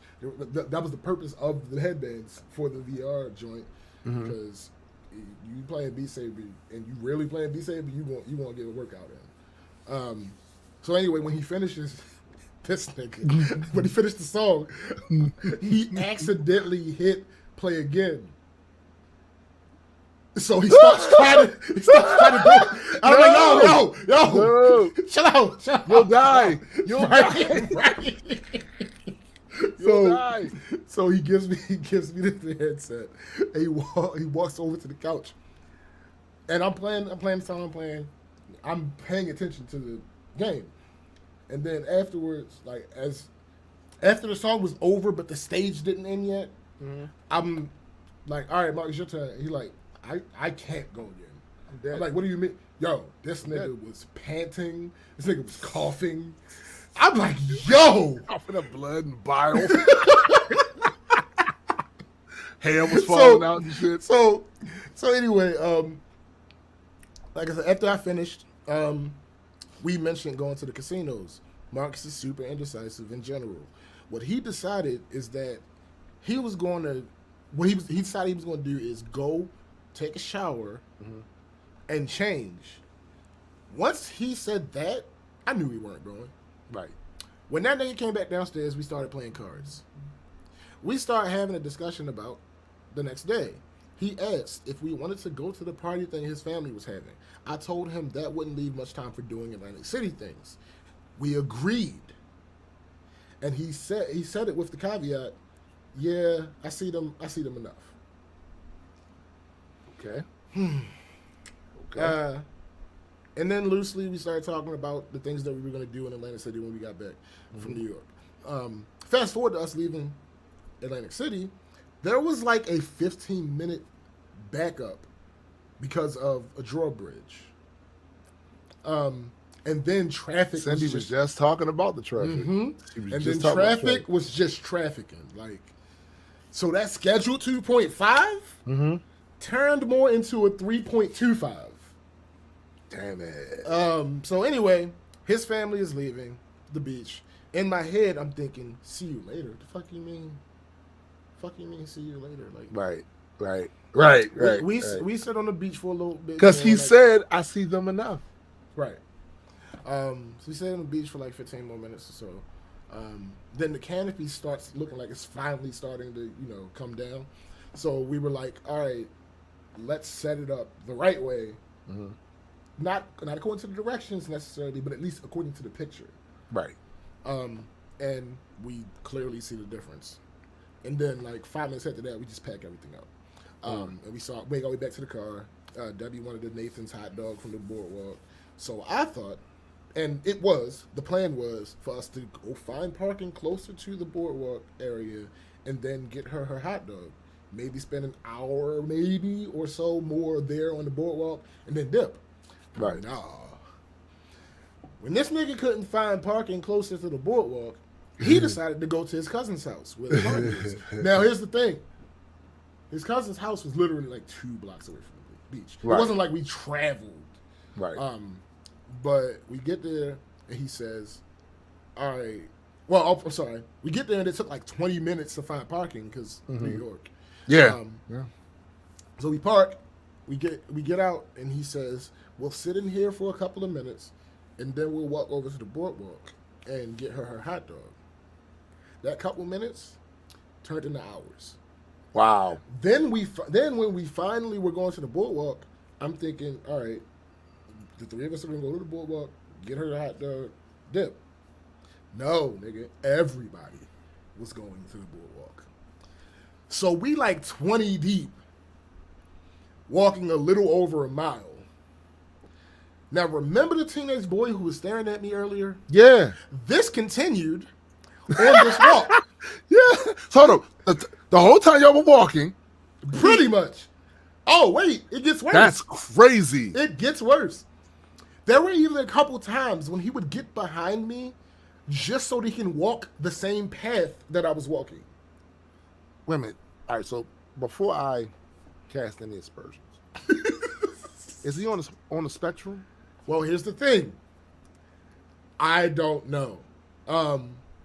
Later on, when we were the next day when we were talking about the New York trip,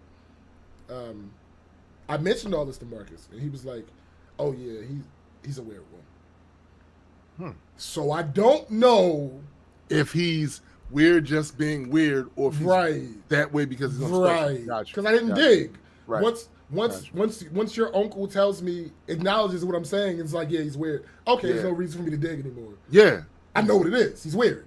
Regardless of what the case is, what the source is. None of that matters. Yeah, social weirdness. Socially awkward. Like, that manifests itself.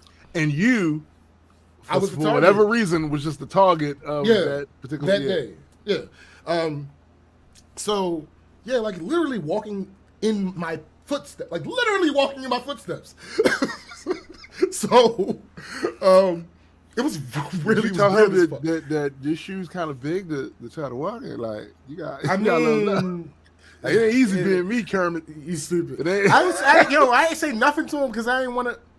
No, I'll get to that. I'll get to that. Anyway, then we stayed at the boardwalk for what seemed like hours. Did you get boardwalk fries? No. Here's one of the good things is the party was like a cookout. So we ate at the house. Gotcha. But I think she still wanted her hot dog, so I don't think she ate. But anyway, like I said, we was there for what seemed like hours. Then we had to walk back. After we walked back, me and her sat in the truck. We didn't start to leave until like 1. Wow. We got there at like 3:30. So this day was super uncomfortable. His family was extremely nice. Yeah, but it was still. But they were still people. Nah. You know how that goes. A lot of people have trouble comprehending my dislike for people, on top of me being an introvert. No, they are not the same thing. Even when I like or have pleasant exchanges with people, the introvert still gets drained. No, bro. Nah, I get it. You have to charge up to be out there amongst people. And then once your charge is down, that's it. Yeah. I think what the issue is, I've told you before, the way I overcome it enough to be able to do shit that I don't need to do is I got to put on the tombstone mask. Yeah, facts. Yep, because if I thing, know my charge will go down, so I can't do it that way. It takes me a while to do that though. If I had been prepared, right? If I had known that this is what I was facing, yeah, it would have been a little different. True. It was kind of like on the fly that it manifested. So your charge was probably at 50, bruh. And if you'd have known, you would have charged it up. Thanks. So, like I said, the introvert still gets drained by that shit.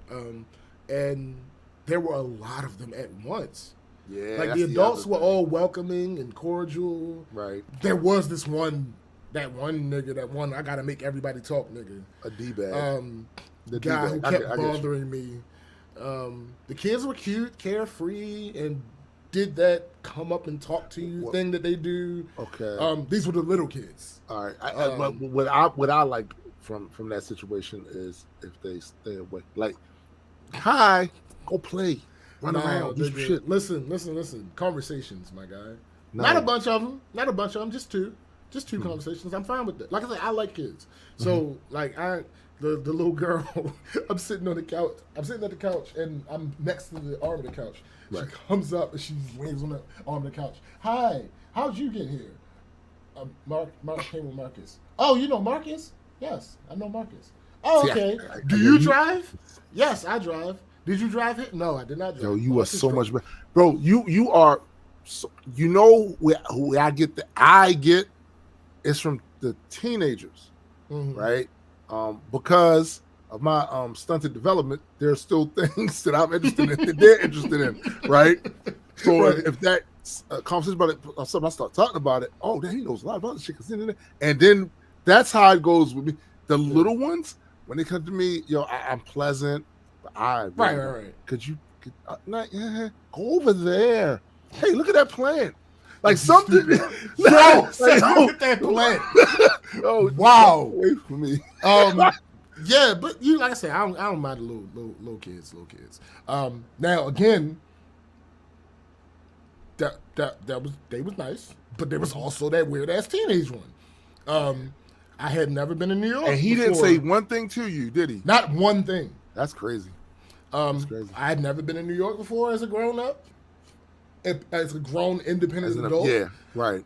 But wandering around didn't seem like the move. Yeah. I don't. Yeah. And you was in Brooklyn. Bruh. This is what Brooklyn do. Every time I look at you, all right, listen, it's Brooklyn. I haven't quite solidified my spot with Gorillas yet. So, but you know, one thing you do know, I don't rock with them niggas. No, not at all. On top of all that, we spent about 6 hours in the fucking car that day. Now, here's the thing. I'm gonna get to that. The last day was good. The last day was good. We got up, packed our shit, left the Airbnb. The Airbnb host was amazing, very communicative, very helpful the entire time. Last day, she hit us up. Hey, unfortunately, your time has ended with us. This is what we're asking you to do. This blah blah blah blah. I'm like, all right, cool. Hey, looks like we might need an extra 15 minutes. Oh, no problem. Take your time. There's no rush at all. Just whenever you finish, lock the door and let me know you're gone. Right. That type thing. Right. Very pleasant. I would absolutely go back to that one if it was available when I decided. You mean that mansion that y'all was staying at? It wasn't. No, nigga. Comparatively, the Myrtle Beach one, that was a mansion. This one, it was a little cute 3-bedroom. It was a cottage. Yeah, I mean, that's a cottage. I'm just saying. So we packed, we left. We went over to the soul food restaurant called Kelsey and Kim's. It's my favorite spot. Got some greens and shit. Nah. I got chicken and waffles. Actually, no, none of them got greens. But yeah, I got chicken and waffles. The food was delicious as always. But we went over by the aquarium to eat it because they're still not open for in-store dining. But that was cool too. I already knew that. Masked up next week for real, bro. All them people. Thanks. Good. But that was cool too. Then we went to check out the Ocean Casino, which is relatively new.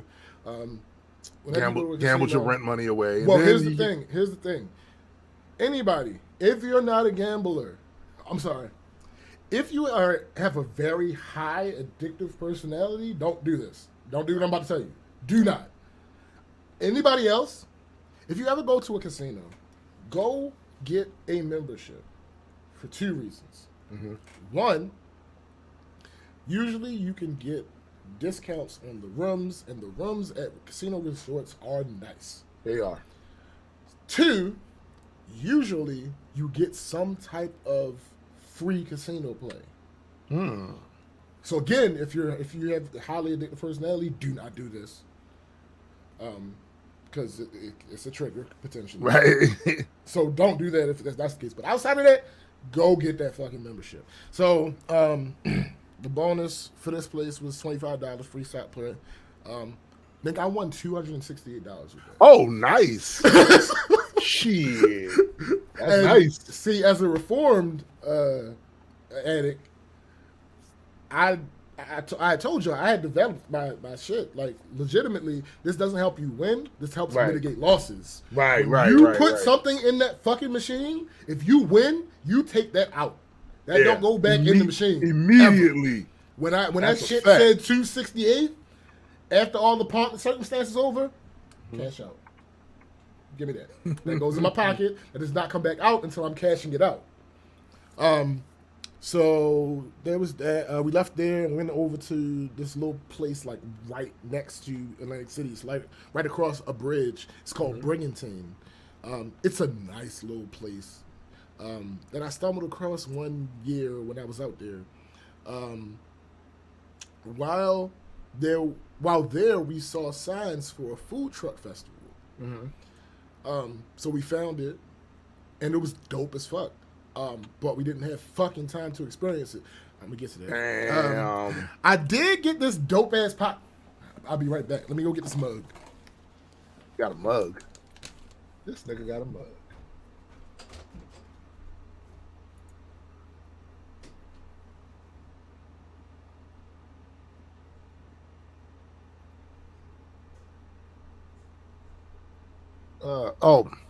So I'm hoping this mug he's got is a Marvel mug. That would be dope. But it's probably not. Pretty sure it's not. Yo ho ho and a bottle of rum. Oh, sis says you can get a win-loss record to claim the losses on your taxes. That is facts. That's that is facts. Yo, I got this dope ass pirate mug. Oh damn. Nice. Yo ho ho and a bottle of rum. And that is all that we drunk. That's all we drunk in the That's all you because for a reason, because we are preparing for Dominican Republic. And when you grow up, you gotta get like a real skull. Like I'm happy with this. No. Nigga, this is bigger. No. Oh, yeah, it is. Still. And the funny thing is, The bottom actually doubles as a mirror. Like, you probably can't really see Yeah, it. that's only good Oh, for there we go. detecting vampires and shit. But Hey, listen. like, hold Whatever up, I need you it don't have for a is whatever I reflection. need. No, whatever I need it for is whatever I need it for, my guy. I can see Blade you coming now. soon. I got some stuff stuck in my teeth. So, was it really a trip to Atlantic City? Was it what I actually consider a vacation? Let's do the math. Okay. Yeah, let's do that. Took about 3.5 hours to get to AC. We had from 5 p.m. until the rest of the day Friday, which is 7 hours. Right. Saturday we left at 1 and drove for 3 hours. We stayed in New York for the rest of that day, leading into the next day, totaling 9 hours. Drove 2.5 hours to get back to AC. Sunday, after getting up, we had to pack, then spent about 4 hours doing AC things. Then drove 4 hours to get home because traffic was fucking ridiculous. I bet.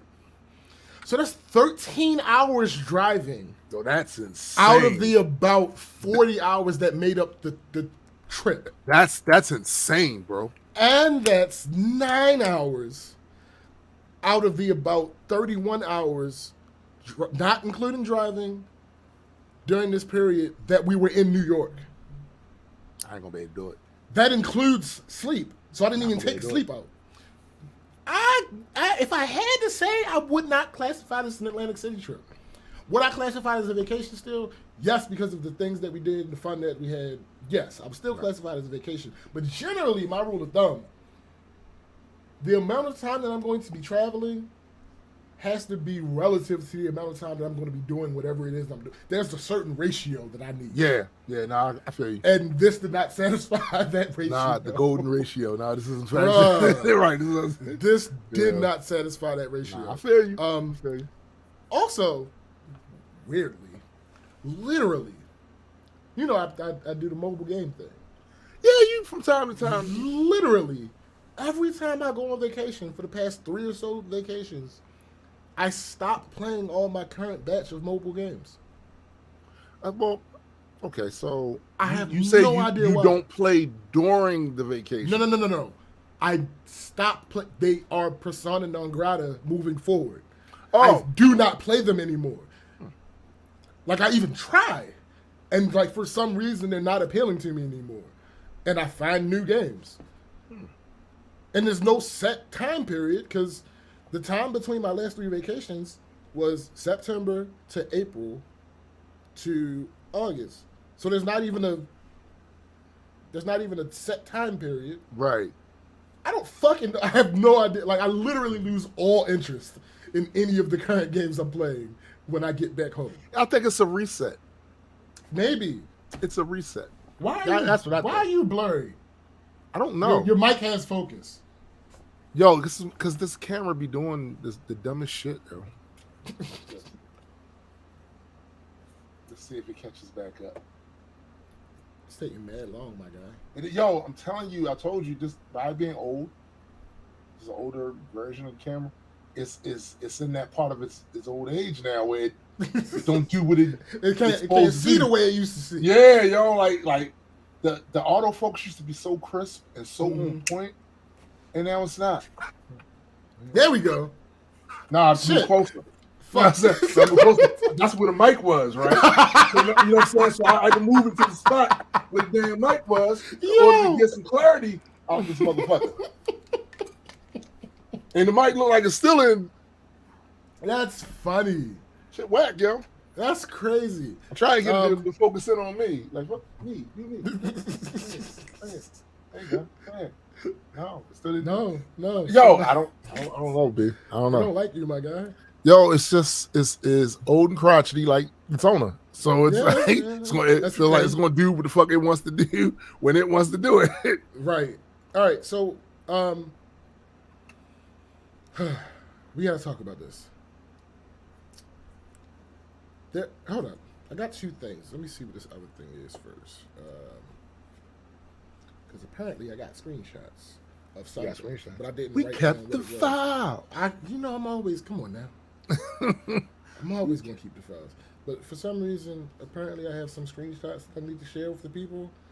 Not that I could share that when it's dumbass of the week, but I'm not gonna do that. But Actually, I might. while you're sitting there, let me just put this public service announcement out there, just in case. Oh, it's the same thing. Okay. The same thing. Go Listen, ahead. I need a certain segment of the population to miss me with the law enforcement is corrupt shit. I don't want to hear it, and I'm gonna give you a couple of reasons why I don't want to hear it. I'm not gonna make this a long thing. What? George Floyd, Walter Scott, Philando Castile, Rodney King, Eric Garner, the John Spencer case, Rachel Jackson, who was the other sister that was sleeping in her bed. Breonna Taylor. Fred Hampton.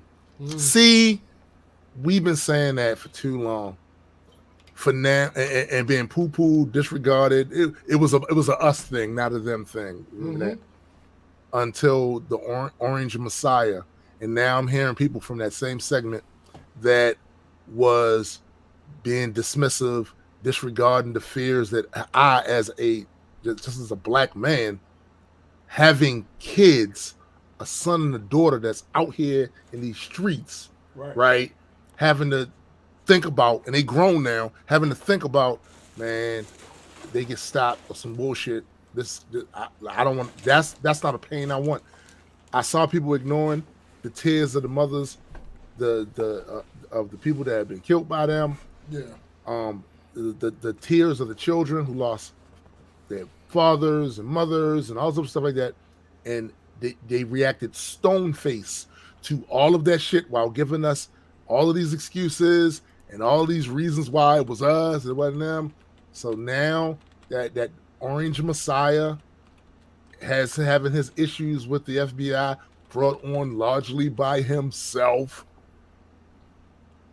I miss me with trying to reverse those talking points, because once again, that's not the flex you think it is. What it shows is you're more interested in people who you perceive to have power being treated fairly than the average fucking citizen. Or you don't view certain citizens as human in the first place, so it doesn't matter to you. So I'm not miss me with that. I saw that all this week. People with these talking points about planning of evidence. When we told you motherfuckers, I've literally watched I've watched the police do that to niggas on the street that I knew had nothing. All of a sudden they got something. And when we say it, so I don't want to hear he took it. He took all that shit, wasn't supposed to, or not the way he did it at the very least. So he gonna have to deal with that. All that FBI, don't come to me telling about the FBI planted some shit that he want back now. If they planted it, then why you want the papers back? I don't want to hear none of that dumb shit. I don't want to hear it. That's my public service announcement. Miss me with the anti-cop stuff, because we talked about, we tried to have that conversation, and y'all wanted to be an authoritarian's wet dream. Like Loki said, you were made to be ruled. You were made to be ruled. Motherfuckers try to take. I don't want to hear it. Facts. So the screenshot is the same thing. That the two notes that I have are the same exact thing. So I am going to share this other screenshot.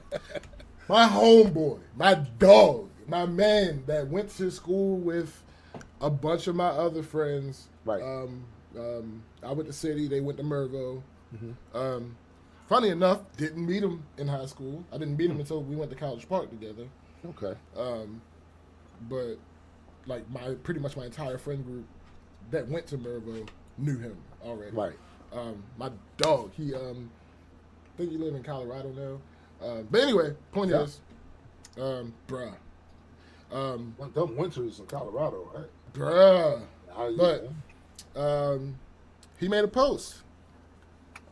And it's interesting because, the vast majority of our interactions were when we were both 17 and 18. Right. So, you know, it wasn't a bunch of political. Yeah. It wasn't a bunch of that.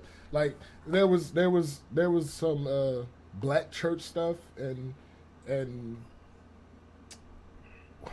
when we're in a certain situation when you have the skepticism thing and you grow up in the black church, there's certain conversations that you have that the church in general doesn't have.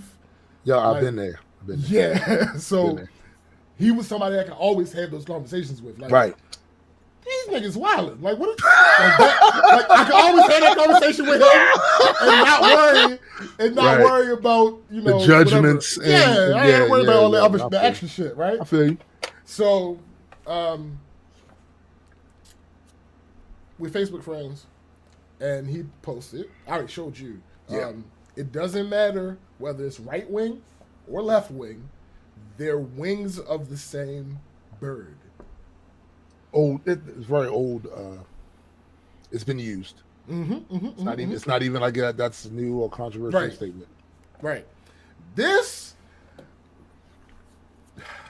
buffoon. No, I'm gonna use the term "pick me ass nigga." Oh yeah. Talking about yet you listen to the left wing more than the right wing. LOL. Here's the thing. I hate it here. When I read his comment, because you know how on Facebook you see the post and then you see a comment. It doesn't show you all the comments around it. I just saw that comment. And for a second, I reverted back to my old Facebook ways. Hyena. It was hyena time. You know, hyena time. I was. But then before I clicked the joint, I was like, all right, hold on. This is a new Facebook. They don't know you like this. Yeah, they don't know you. They don't know you for that. They don't know you like this. They don't. Let me calm down. So I click on it, and I see. I ain't even had to do nothing. My homie already jumped. He responded back. He said because the right wing is full of overt racists who spew nothing but hatred for black people. See what you want me to do. He comes back with he thought he really did something with this one. Oh yeah. And the left empowers black people. Just making sure that logic of right and left wing of the same bird concept is really what you believe. And my homeboy shut his ass down. No, the left wing does not empower black people. I never said they did. Yo, what happens? This is the thing that I really hate. When you make a statement about how you feel about one, they automatically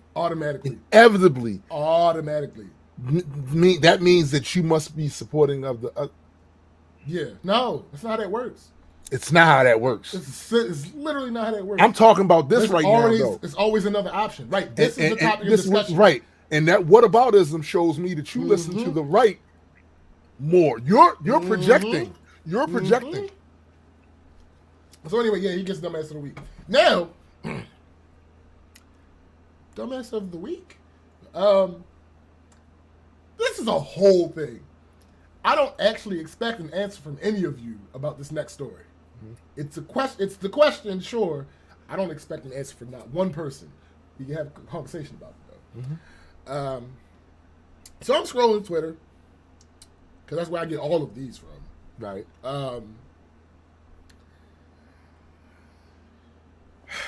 I come across a post that says,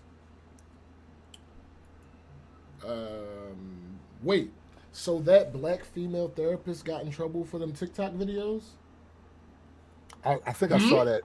I saw that picture that it was going around. That meme. So here's the video, and Tim, I think you're gonna have to mute your mic. All right, let me go ahead and share this screen.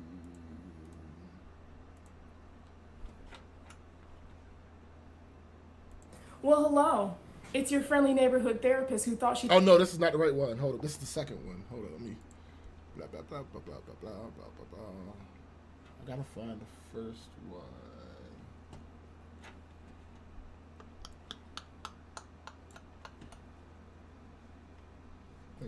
Okay, since some of y'all need the confirmation from mental health professionals... There we go. All right. Slide it over here. For mental health professionals. If you want to be a hoe, be a hoe. If you want to be a slut, be a slut. If you want to go thought it out in the streets, bye, bitch. Be in the fucking streets. This might not actually but definitely be, the right be safe one, about but this it. is her and style. Try to find people that are reasonably sane. But other than that, YOLO, shake that shit open. Because you know why? Because you know why? You're going to die. And you want to be in your death, baby, like, damn, I should have schmobbed on this note. Like, come on, you want to be there? No. You want to tell your grandkids, yes, I was thotting. I was popping. I was living my life. Because you know why, bitch, you're going to die. So if you're thinking, should I sit on this shit? Sit on it. Sit on it. Sit on it. I'm a strong advocate for being a slut. Make sure you get that clean bill of health and use that protection, because we ain't trying to get trapped out here. We ain't trying to get... But yeah, be a hoe. Your therapist co-sign it. Be a hoe. So, off the break from this, right? You can see that she's a bit brash. Yeah, She's I ain't gonna hold you. Oh shit. I ain't gonna hold you, but I think that style might be useful, more useful for certain some types people. of people I than agree. at other clinical. I agree. With the So tell me what your relationship with your father is like. Right. I'm just saying. Now, to be fair, to be in oh shit. Oh shit. Yo, what up, my guy? We can't hear you, my guy. No audio. No audio. We're good now. We're good now. Oh, okay. We both of us have echo. Biddy said That's me. No, that's that's on his side. Yeah, that's me. Don't worry I about can hear it that. too. Yep, nigga, I know. Because I'm about to play this other video. But now, to be fair to her, this is not indicative of her style in therapy. There's no proof that says that she does this. This is just her TikTok. There's no proof that says she does this with her clients. Right. There's absolutely no proof. Now, So Why should she get in trouble? hold on. I'm about to play that one. Okay. Now I got that one. All right, mute your shit, Eddie. To make a video addressing my recent video calling for men to go to therapy. Now, I will say that... God damn it, this is the apology. I would like to apologize for the colorful language that I used, but I want to express where I'm coming from. So, as a clinician, my job is not to make people change. My job is to plant seeds and help my clients water the soil and cultivate it so they have a thriving environment to grow. That is my job. Now, from a human standpoint, I entered this field because I saw a dire need for Black mental health and Black mental health professionals, because I was not always met with support. So I apologize to individuals if you felt like my language was colorful, but I want you to know more deeply where I come from. A few people have called into question my Blackness, which is to be expected. My personhood is questioned quite often. I chose to go into mental health because only 4% of clinicians are Black, yet there's 13% of Black individuals in America. So there's already a huge disparity. And I have made it my life's work to help fill that gap. Now, where my frustration comes in is I called for individuals to do better, but then my job got doxxed. I understand that people may not agree with my delivery or the things that I'm saying, but a major boundary has been crossed. I'm so passionate in my words because I'm tired of seeing men suffer. I'm tired of seeing you guys endure so much hurt and so much trauma and refusing. All right, so that was part one of the apology. Now let me play the original video that got her in the hot water. This is by the way, I've seen these. Word. It's so your say you need to expand your emotional vocabulary. It's so your life can be easier. Don't you want to be able to communicate with your bitch? I think yes, right?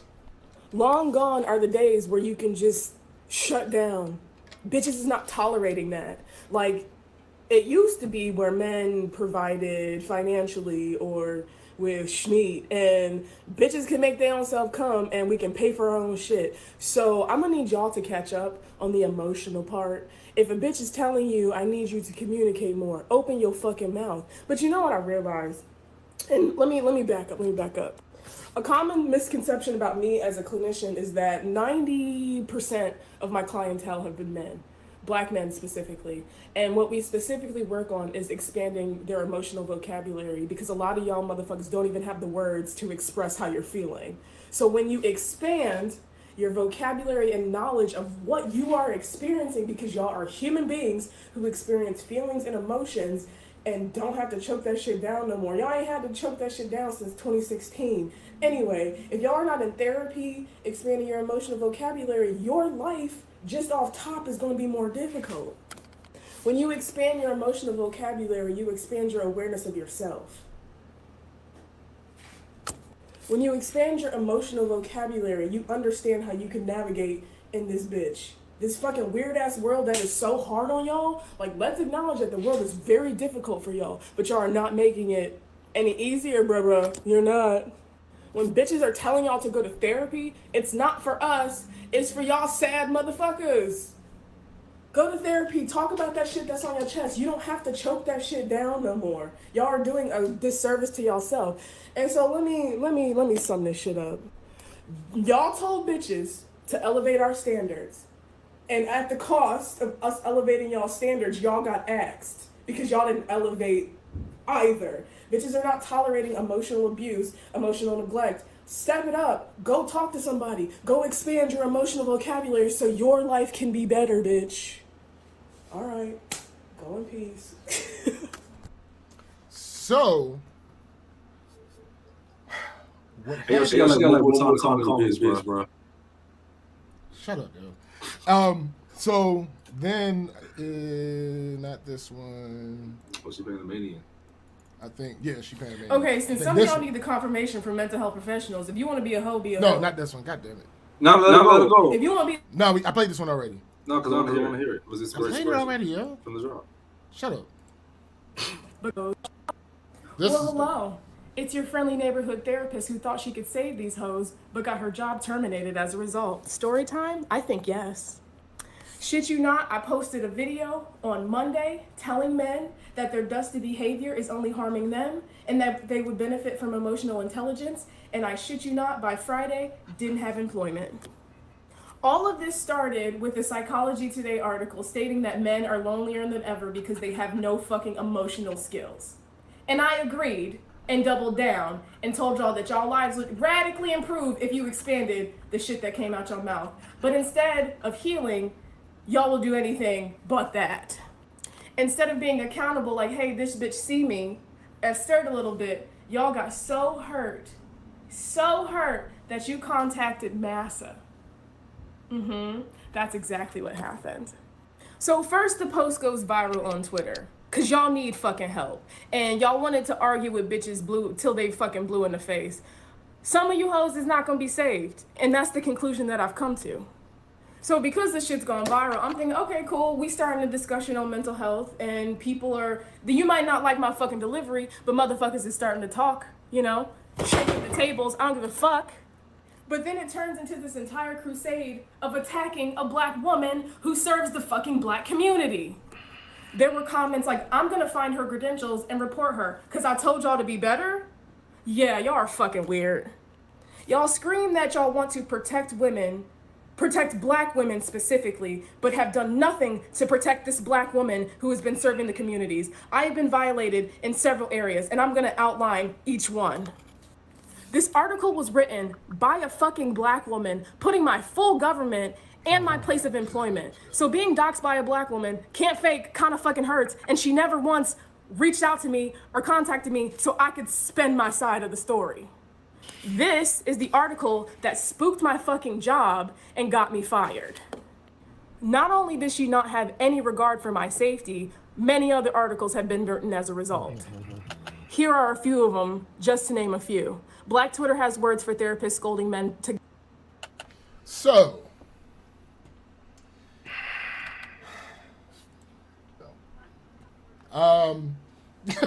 Yo, I have the article.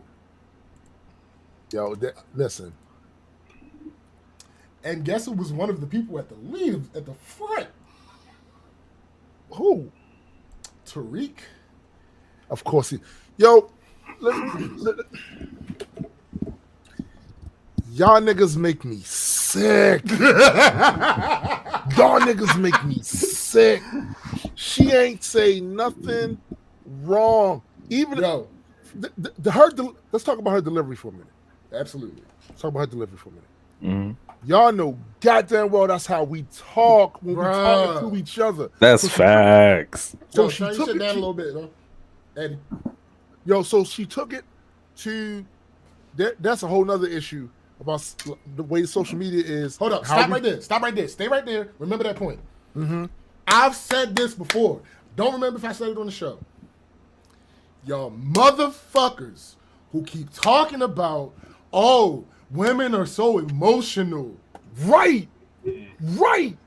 But literally, you couldn't suss out the emotional colorization of what she said versus the actual facts on the ground. My guy, it's you went and got her fired.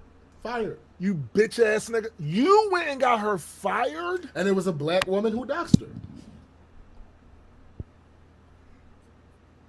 Again, the way she was talking on social media, y'all know goddamn well that's how a lot of you motherfuckers talk off of social media when yeah. you're having conversation with your friends and family. That's how you motherfuckers It's not talk. like she was saying some toxic shit. She was helping. It's just She was trying her to delivery help. was just her delivery was just how we talk. It was on rough the around the video. edges. What Yo. the fuck? Who is Because it? I wouldn't want her talking in the clinical, like clinically, like it should. And that's what I'm saying. Here's the thing. She can talk to me that way. Here's the thing. I'm There's receptive no to it. proof that she did. No proof. She Which just is did it. why I feel like it was an overreaction to fire her. Yes, but they could have looked at it like this. She works for a company. See, I wonder You know how this works. I wonder if it's that type of. I wonder if it's because I have several people that are close to me that work in the mental health thing. Right. I wonder if it's a situation. If her specific job is a situation where she's a part of a company and representative of that company, even outside. or is she like a if it's freelance? kind of like I know what you're saying. I don't know which. Either way, she was terminated. Yo, I just feel like this is an offshoot. I just watched what's that? Was it 2 hours, 3 hour video off and on throughout the course of the week about the Black manosphere. Yeah. Hold up.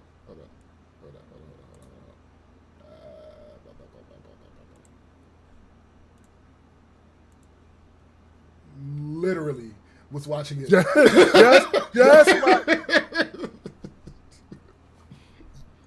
Y'all motherfuckers are corny as shit.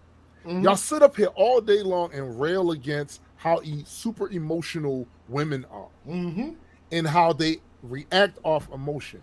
And that when they explain to you some things that was said and done to them, many of which is awful, fucking awful. Y'all go, oh, you just been, well, what about what he meant by this? All that bullshit. And then the moment a woman comes out and talks to you in a manner that this is the fuck. This is how we talk. You get glimpses of that shit here on this show. Yeah. You call and get her fired. So here's some of the Twitter reaction. So the original one that I came across again. Wait, so that black female therapist got in trouble for the TikTok videos. So someone says, a black woman. Yes, now deport her. I'm done. Yeah, I saw that. Somebody else says, made a weak ass apology. Then 2 videos later talked about how she's just going to switch the content up to jewelry making and uplifting bad bitches. Now, here we go. Hold on. Now again, that was from a black man. She's angry. And bruh, she's angry. She's mad, and she literally just got fired. Yeah, she lost her job. Yo, I can't stand you, yo. Okay, so another nigga responds to that. She was just talking about how niggas need to change their behavior and stop being dusty, and niggas the dusty. And what niggas did is they rolled around in that dust more. Yeah. They rolled around in the dust They on more. that pig shit. They just proved her fucking point. That's all it is. Right. So another nigga responds to this nigga and says, no accountability for herself because she been giving it to the men she counsels. There's no proof of that. So now you're lying. Now you're lying. Right. Yo, I said the worst thing I've seen on this. Awful. The worst thing I've seen on this, you remember the part in the video where she says, a common misconception about me that I want to clear up is that 90% of my clientele are black men. I specifically talk to them about ways to expand their vocabulary, to expand their emotional vocabulary. And then, if you're writing this down and you're reading it on a piece of paper or on a screen, there would be a period. Then she goes back to her original point, talking about dusty niggas that's not in therapy. So that means there's a difference. People on Twitter were saying, see how she talks to her clients? No. She just said she's out here, she's on here insulting her clients. But see, McKenna, empathy is a pillar of humanity. You need communication and the ability to understand. She was just encouraging the demographic she works with to have more open communication than what they are used to. Bro, this is literally what she was saying, and she said it in a way that we talk when we around are playing the fucking video games and all of that shit. And they got her fired? Yeah. Y'all some of the cornbillions, the comments just keep piling up. Good. She should have kept her mouth closed and stayed off of TikTok and social media altogether. Wow. Sis doesn't know when to stop talking, but I'm glad she ran her mouth. It's good to know who you're dealing with. Just don't understand how she could be a therapist and full of miscanthropy and misandry. Where? Seeing her videos makes me discouraged in going to therapy. What up, Mike? Let me see. Perhaps now she'll learn about accountability. But how many men did she damage before the consequences? Oh my! First of all, I got one word for all the dudes that whined and bitch. Y'all niggas soft. It's fuck, bruh. Soft. Pillowcases. Feathers. Goose down.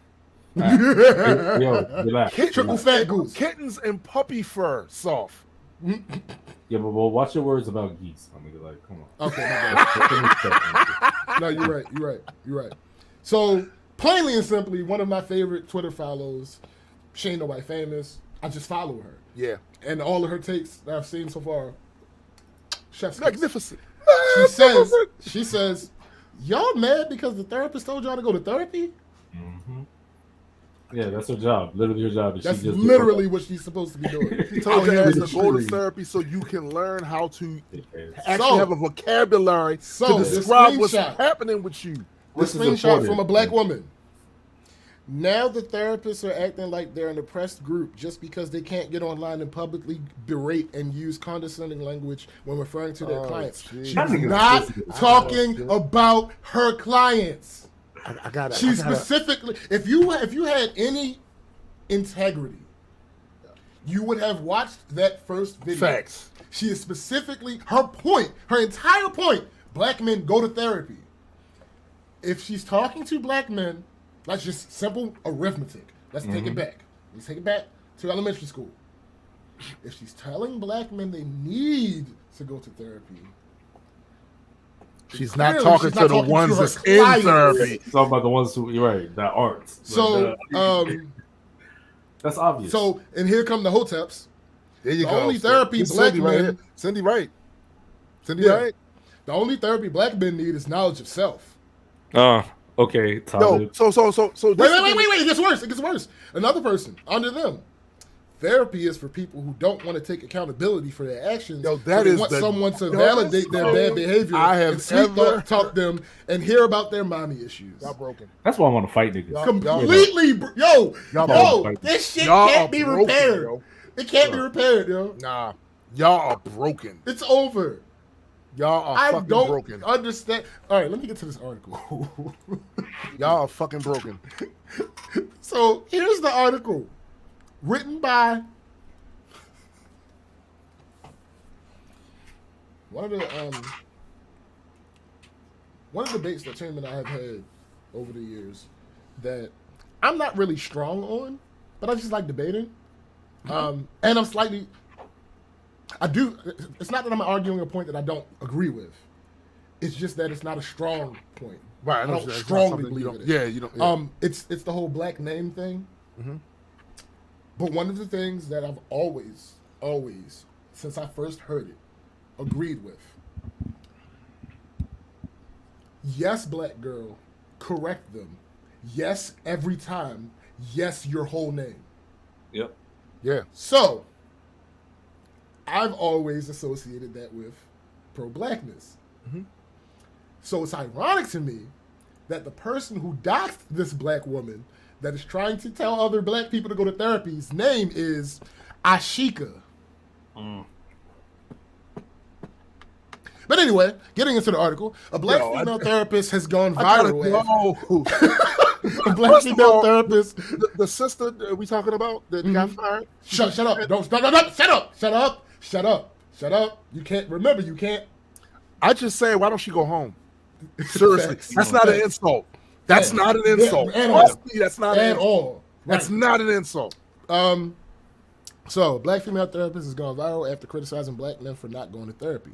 Shawbree Rose, who works at Growell Cleveland, sparked a debate among Black America on Saturday, August 13th, when she posted a TikTok video to her more than 148,000 followers. In the video, Rose tells black men to expand your emotional vocabulary and go to therapy. Y'all, quoting, y'all think bitches just be talking in y'all ear just to be fucking talking. We don't. Y'all think bitches want to argue with y'all because y'all refuse to expand your emotional vocabulary. We don't, she said. It's to provide clarity for both us and y'all dusty bitches.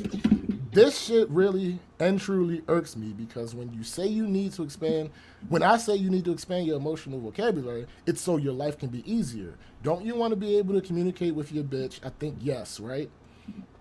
Article continues. After noting that 90% of her clientele were black men, Bree said women no longer tolerate men being emotionally unavailable in exchange for financial and physical provision because they can now provide do all for that themselves. Her company bio says Rawls strives to help each client understand themselves in a comforting, safe, and non-judgmental environment. That's not how many black men felt after watching her video. Here's one of the from a nigga with a PhD. His comment to that video was, "This is such a dangerous pop culture articulation of black male mental health issues. Pathologizing and speaking down to patients struggling to find words for trauma is not the best practice in any literature I've read. This shaming tactic is why many black men don't pursue therapy." Yo, That's no, not no, what she I'm not. said. I'm not. Why is he doing it too? First of all, Yeah, that's not what cap. Yeah. That's cap because the assumption he's making there is that way that she's speaking on fucking TikTok is Right. what happens in therapy. That's Right. not. We have no proof. We have no. Not only do we have no proof that she does that, we have no proof that any therapist Right. does this. And it, Yeah. so Right. that's cap. That's all Right. cap. Another person, another guy. Number one says men don't go to therapy, but then says 90% of her clients are black men. Tell me you don't understand math without telling me you don't understand math. I'll even show you even further. This is another example of 90% of Yes, black people it's the same thing. that It's the kill, same exact kill thing. black people, and they Yes, it's take the same that exact number and And they think that run means with it. 90% of black people kill Bruh, each other. no, that's not the same thing. Right. It doesn't mean that if I have $5 in my pocket and I have $5,000 in the bank, and I hand you $5 and I say I gave you 1,000% of the money that I have with me, Right. that don't mean I'm broke. Right. What are you talking about? It's the money I have If I with give me. you this money, Yeah. if I give you $4 of the $5 and I say, oh no, I got stacks, and you're like, yeah, but you just gave me 80% of your money. No, the fuck I didn't. I did not. I gave you 80% of a particular pool. Yo, Of money that I had on me. Bruh. Yeah. He says number 2, she acknowledges the world is hard on black men, but signifies no compassion. Hey, what's up, Jaded? where Imagine was black there no men. compassion? Imagine black men going to therapy, and the therapist is a carbon copy of the person who traumatized them as a child in the first place. These niggas are No, reaching. literally, no, wait. That's Armstrong, bro. It's so much better / worse than reaching. I had He's to just literally say something because I couldn't say it. He's literally saying that your black mother is the reason that you're traumatized. Oh, That's literally what he's saying. So you do understand where he's from, right? He's out of that black manosphere. These statements, yo, y'all are some of the corniest. Y'all grifting ass niggas y'all are ever. legitimately wilding. Like, there's another guy. This is the second or third video I've seen with a black female therapist implicitly denigrating black men. I can see why they don't go to y'all, to be quite honest. I don't go either because of the racial, soft. sexual chauvinism and the Western individualism that pervades these spaces. Y'all soft. And Yeah, they y'all pussy ODing. as fuck, bro. Y'all some of the soft bums. nigga. What? Here's another guy. Another therapist talking down on their black male clientele for social media clout. An easy way to lose your license, and I hope it happens quickly. Again, She should just go home. she is not talking about her clientele. It The don't matter. premise is No matter. black men need to go to therapy. It don't. Again, The facts don't matter. simple Nothing arithmetic. matters. If you're saying that there are people that need to do a thing, you are not talking about the people that are already doing the thing. All right. Okay. Another black man. She should go. Black home. men, please find a black male therapist. Now, that I don't have an issue with. Right. Me either. That's fine. Me either. That's fine. This shit right here ain't worth spending all that money on. And before anyone says anything, reverse the genders. If a black male therapist said this about black women, you would have him fired within an hour. Argue with your mom. Now, here's the thing. While I don't agree with the sentiment. specifics, Right. overall he has a point. Yeah, but He has a point. now let's explain why that is. Look at the numbers of the abuse that you see from the hands of men and women. To what women? Historically, There's a reason for that bias. It's not born out of nowhere. It's not prejudice. It's not happening before the fact. It is bias. It's happening derived because of from the fact. evidence. Right. Right. Let me see. No, this is a woman. Oh, okay, never mind. This was someone agreeing. She said TikTok can actually be a gym. I love this. Open your fucking mouth. Men, come listen. Here's the thing, though. When you see situations like this, you certainly understand a lot of the things that you see in some of these videos where these women vloggers are going in. Because think about this.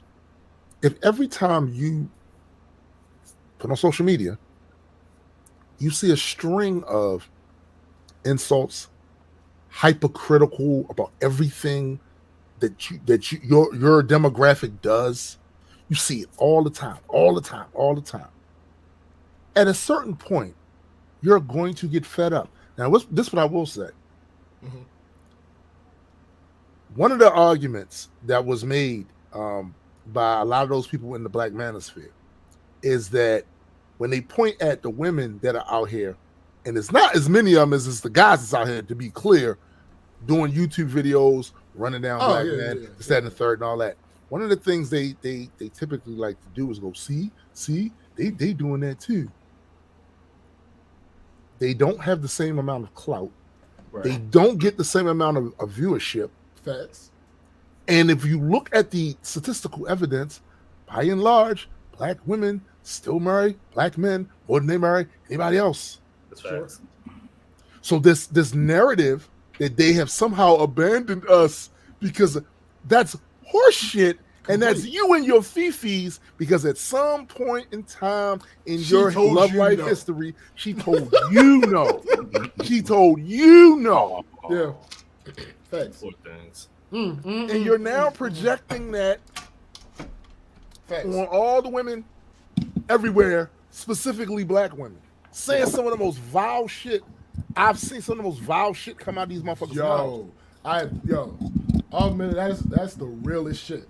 Anytime someone proclaims how they don't need to go to therapy, they do so in a way that proves beyond a shadow of a doubt that they need to. Facts.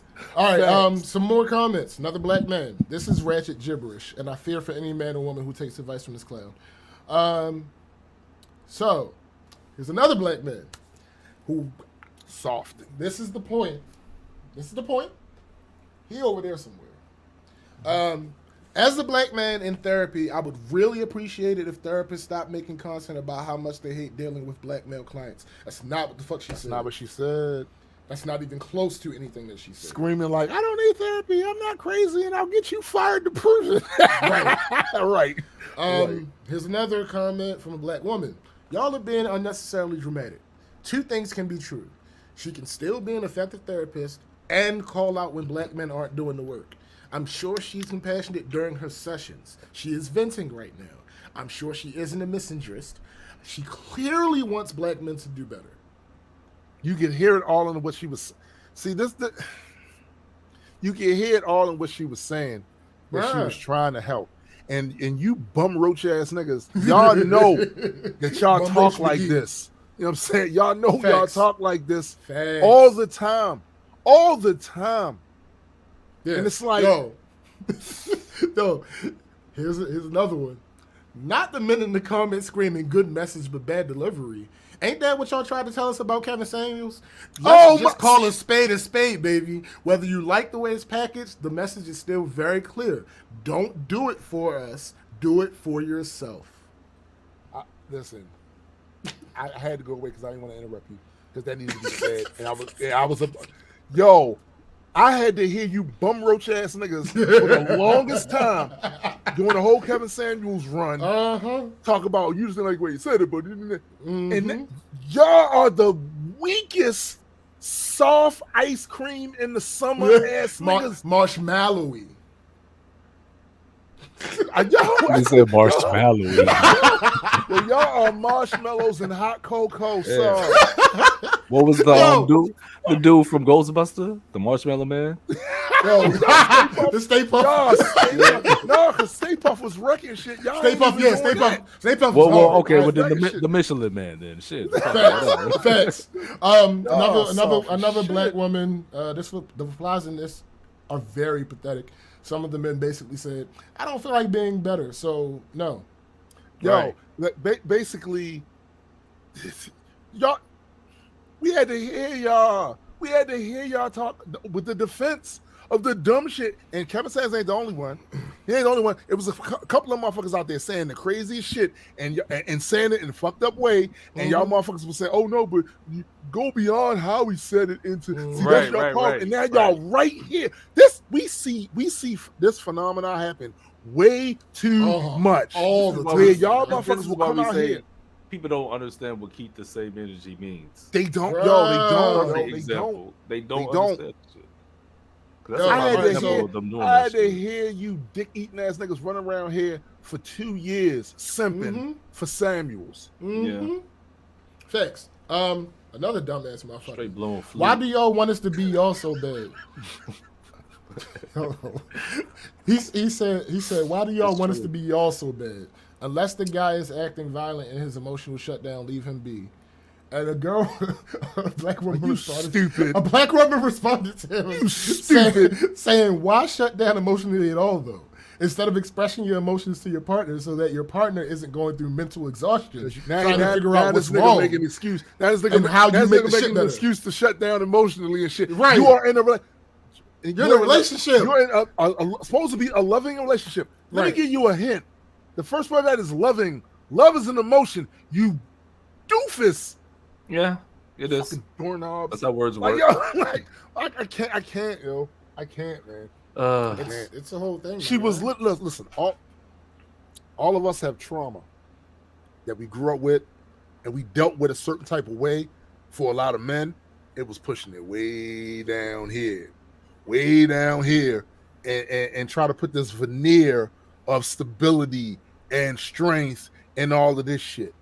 All this woman was saying is, yo, you holding that shit in like that is killing you. Yeah. And even worse than that, it's killing us. Facts. Because when you explode on the people close to you. Yeah, What your punk ass don't do, the Boston pissed you off. It's one of the more emasculating things you had to deal with throughout the course of the day. Your punk ass ain't gonna say nothing to Massa. You ain't gonna say nothing to Massa. You gonna go home and unleash all that shit on your wife and your kids. Instead of expressing it in a positive way, in a healthy way to your partner. And when somebody comes out there and basically this is what she's saying to you, yes, we get it. Culturally, you weren't given the tools during your time of development to have the words to be able to express yourself, and it was frowned upon, and you were ridiculed, and there was a social penalty for you being that. It was a social penalty for you crying in public. So you had to hold and eat all that shit in, and it fucked you up. We get that. And you don't have the language. They did not prepare you for the mission. What she's saying is come to therapy so you can learn the words to express what you're going through so you can get it out. And it's not just there as a knot in your gut giving you ulcers, giving you high blood pressure, giving you all these other things that come along with holding that shit in. And you soft, tenderfoot ass niggas got online and got her fired. Hold on. So I love the double down. Before she got fired, when they were just comment bombing her, this is a quote from that video. So many men are very upset, which is good because anger initiates change. If you're uncomfortable by the shit I'm saying, that means you need to talk about it. Facts. I'm not sorry that I called y'all dusty bitches because y'all are perpetuating dusty because y'all are dusty. How am I gonna be mad about how am I gonna be sorry about calling you dusty when I see the dirt on your face? Bruh, out of here. Hey, oh have my nothing nice to say. God. Don't say nothing at all, Tombstone. Bro, yo, if I took that advice, okay, all right, 90% of my catalog wouldn't exist. That's facts. That's facts. McKenna said, not to mention therapy is supposed to help you deal with things in the future, not just your past. Wouldn't it be better if you learned how to deal with things in a healthy way and not have it knock you on your ass? Yeah, exactly. Nah, fuck that. No. No. And as a matter of fact, no, of course you're going to get you fired exactly. for suggesting it. Matter of fact, McKenna's in school, right? Yo, they got her. If they would listen, McKenna's in school. She's in college. Yeah, McKenna's in school. Yeah, she's. Oh, which college? I need to talk to her dean. yo, listen. It's the craziest shit. And if there was ever any more reason to have an utter disdain for the work, thanks, Mike, that all of these trolling ass, grifting ass dudes did in the manosphere, that energized and activated and pretty much co-signed all the most toxic behavior that men had, specifically black men. Yeah, and it's a bunch of it. Don't act like it's not a bunch of it. Bruh. We've said this on the show numerous times. Who's shooting the block up, brother? Bruh. Who's shooting the block up? We are. Who's making it uncomfortable for the old people to go to the corner store because there's 15 of us over there serving cars in the open air drug market coming up? Yep, it's us. Word. Yeah. McKenna we said got right stuff now, we got to she deal with in 2020. Damn, I was too late. Oh, she graduated. Yeah, you can't get her expelled now. Damn. Nope, too late. Can we get her ungraduated? I gotta look into it. I don't know if that's a thing or not. I gotta look into it. It might be. You know what I'm saying? Yeah, let's see. But yeah, I'm so sick. I am so, bro. I hear that type of shit all the time. I'm so sick. Here's the thing. I'm not gonna hold you. I'm not gonna hold you. I'm not mad at a person being mad at her delivery. No, be Or mad. alone. Be mad. I'm not mad at that alone. Right. I'm not mad at that alone. Because like she said, they got her anger fired. initiates change. Mm-hmm. What I'm the maddest about, because niggas gonna be ashy, niggas gonna be dusty, niggas gonna talk shit about black women. We know this. All the time. Come on. What I'm mad about is this fucking, the author of this article doxed her. Right. And the article otherwise seems to be very unbiased, very non-editorial. And then It until seems it got to be editorial. just the fact, right? But I mean all the words from the author, not the examples that she's showing. All the words from her seem to be matter of fact, down the middle, except the fact that you fucking doxed her. Yeah. You doxed her, B. You doxed her. Yeah. You doxed her. You doxed her and got her fired. Yeah. And here's the thing. Here's the thing. If I was her in her shoes, I would catalog a lot of this into this is because you're broken. Yeah. And a lot of you, with help, by the way, but a lot of you are never going to be fixed because there was too many. It's what we've talked about before on the show about there's a machine out there. There's a narrative machine out there that is running 24/7. So there are things that are happening in society that need to be fixed. Right? And as the bad stuff starts to pile up, more people start to notice it needs to be fixed, and then there's an outcry for shit to get fixed. The issue is that narrative machine out there is going 24/7, trying to make people okay with the fuck shit. Yeah. And it works. The shit works. So now it's like you fighting against a tsunami coming your way, and all you got is a fly swatter. Yeah. As the narratives keep coming, and people buying into it because it feels so much better to accept somebody telling you that you're not wrong and not holding yourself accountable and having somebody else holding you accountable for it. You can literally skip over the painful part, skip over the part that stings, because these people are telling you it's not you, it's them, it's all of them. So it's an appealing feeling, and it's attractive, and it's easy bait. And you got enough people out here doing it with these huge followings, spreading their shit all over the goddamn place, where it's hard to combat that when you are one of the lone voices out there saying, yo, no, this is not. But then it's a tsunami of the narrative, and then people, they might be standing there on the fence, then they get hit with the narrative, and they turn around. You think they're on your side, and it's one of us. But the thing with the narrative is, especially the one that you're talking about, it encourages people to not hold themselves accountable for the trash actions. Yeah, and that's okay for people who already feel that way. To hear that from someone else that's prominent or whatever, or has a lot of views and has a lot of clout, they're gonna run with that and just be like, "Yeah, I don't have to do shit about it. It's them, not me."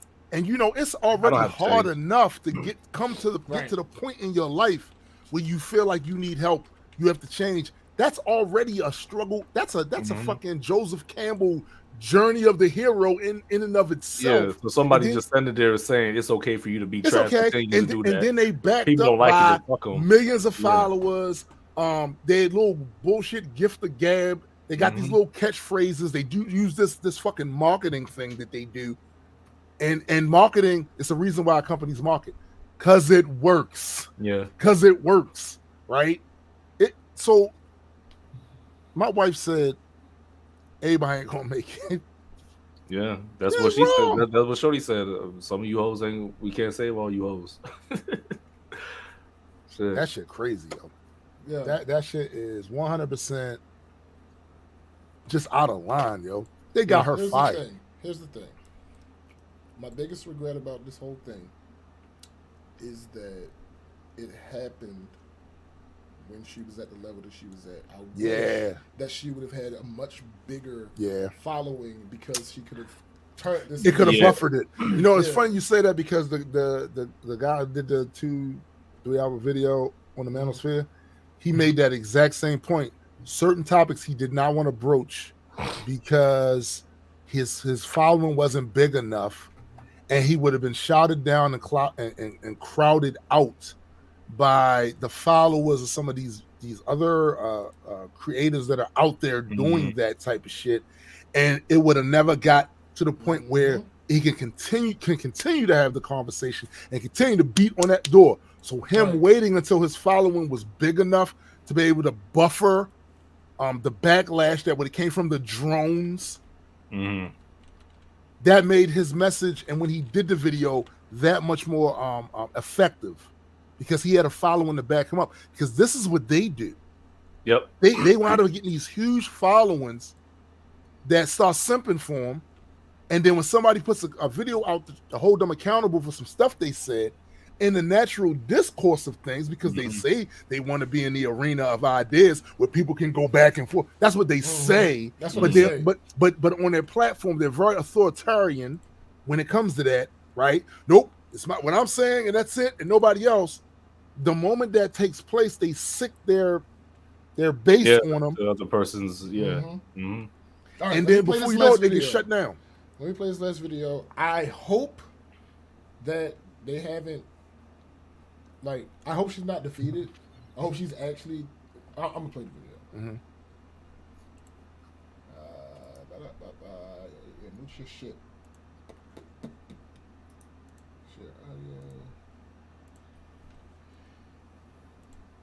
Hello, babies. Final thoughts and prayers. I'm gonna take a break because the internet is an interesting place, to say the least.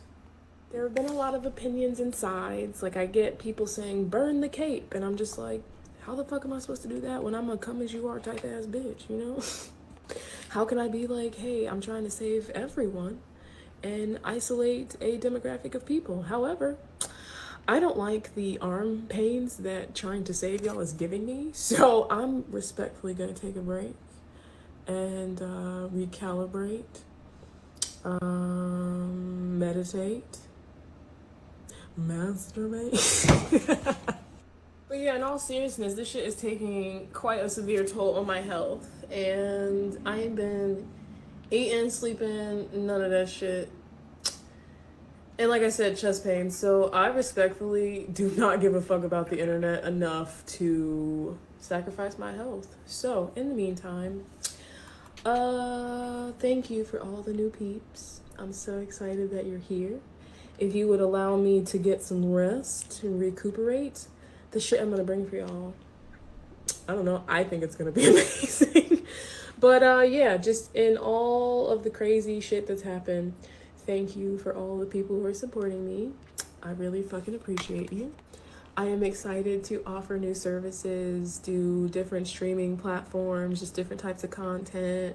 We're gonna get our little podcast daddy going. But it's gonna be great. But I need to rest, write down, reflect, set my intentions on where I want this thing to go, because I want it to be beautiful, I want it to be nice, I want it to be great for all of us, you know? Yeah. So for the people who think I'm down bad, I'm not. A bitch is fine. Like, a bitch is chilling. I'm really gonna take this time to get back to where the fuck I need to be mentally, I guess, spiritually, physically, because this shit's taking a toll on me. And how the fuck am I supposed to provide y'all with that fire if I'm about to jump off a fucking bridge? I can't. I definitely just want to end by saying, the latter part of the last 2 years, I have been actively suicidal, still pushing out content because I just felt like, you know, somebody needed to hear it. But I'm just not going to sacrifice my mental health anymore for this shit. Like, I'm not going to do it. It's hypocritical. So to protect my mental health and my depression and anxiety and all this shit, I'm going to take a break. So I love you guys. Be well. Drink your water. Do your coping skills. And I'll see you very soon. Bye. Yeah, she's not well. Yeah. Like you can see it.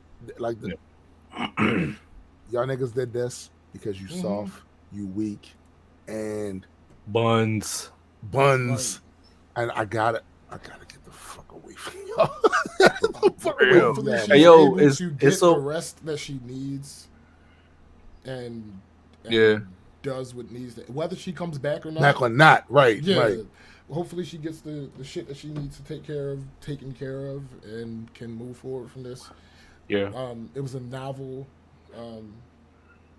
maybe not entirely new, but it was a novel way to try to approach a situation. What they tell you when you talk, you watch any of these content creator influencers, they tell you your goal should be, if you want to grow and sustain, your idea should be to address a need. Mm-hmm. Yeah. And this is one of the things she was doing. Not to say, I mean, clearly she already had a job as a therapist, so it's not like she was trying to do Further that her with career, the yeah. social. Yeah, she already had the job. She was Yeah, already right. a therapist. Right. So hopefully, whatever it is that she ends up doing, she ends up staying close to whatever passion she had as far as helping other people is concerned. Right. And we already have so many situations where we have people that are not on our side. Yeah, we don't need We us don't need to be pushing be a part up. of that. Yeah. Yeah, like That's dumb. Yo, that shit is awful. I hope Just- she, like you said, get some rest, whether she Yeah. choose to come back or not. I would go. If I was her, I would go home for a little while and get the contrast. right. Mhm. You know what I'm saying? Get that contrast going. 'Cause Thanks. That shit. Yeah, my sentiments are the same also. Like, I hope she gets her rest. She gets her health, her mental health straight. She's clearly says she's been suicidal for the past ongoing 2 years. So, Yeah. shit. I'm pretty sure the stress of people talking shit to her on the internet It isn't helping at exacerbated all. it. Yeah, Here's the Exacerbated thing. Here's it, the thing. and then she I- lost her job. So Yeah. like, Right.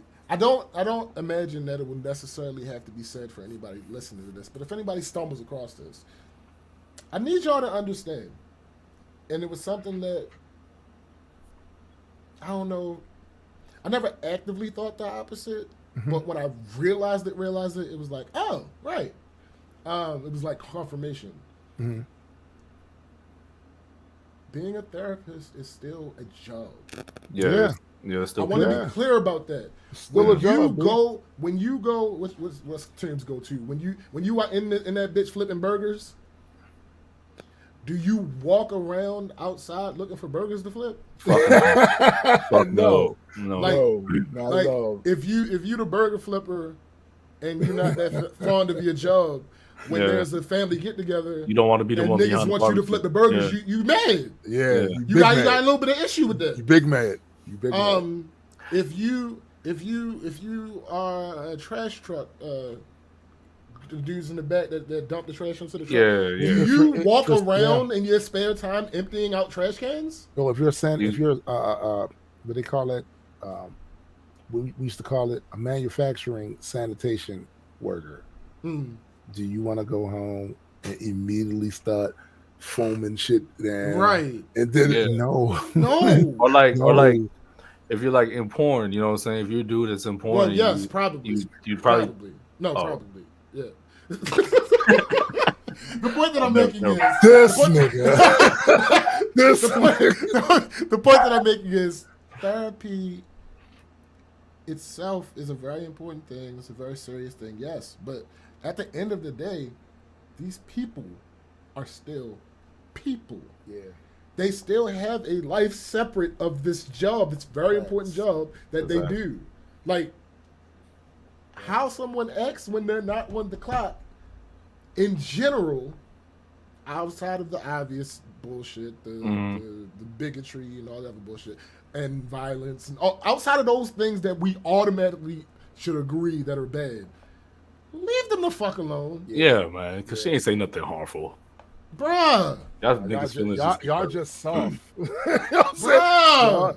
Y'all pussies. just Had y'all been in soft. therapy, Facts. y'all wouldn't have had issue with the things that she said. Exactly. I was Because thinking y'all that knew too. how to deal with. I was thinking that too. You know what I'm saying? You would know how to deal with your butt hurtness. Bruh. You know what I'm saying? Like, get She some- like she shorty like, yo, let me give you guys an idea. What do you guys think? If you have a problem, don't you try to find a solution for it? Here's a layup for you guys. Here's the alley oop. Slam And they dunk missed that it. bitch. And they missed it. Do a Not only windmill. did they miss it, No, they lost caught their it. shoe. They caught it. No, they caught it. They caught it. But then they spun around in the air and threw it towards the other goal. Yeah. and it went in.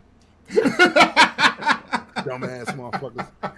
So we would like to thank once again everybody for showing up. Want to give another Absolutely. shout out to Graydon for jumping on. We really appreciate all of you, all of your support every weekend. It means a lot. It's kept this show going. Shout out to my man Adequate for popping up in here. Even a little bit of time with Addy up in here, he contributes. So that's Absolutely. always dope. That's always dope. Thank you. Be sure to go and check out my man Jada Nerd's channel. Yeah. He has very, very interesting and engaging conversations over there, and a lot of you, I think, would appreciate that. Also, don't forget to check out our guy, Super Sci Guy, and his Metas and Mutants show. Check that out. There is a new Deeper Dive coming. Speaking of Psy, that new episode of Sleeper Dive that's coming out tomorrow It's coming out tomorrow. from Psy.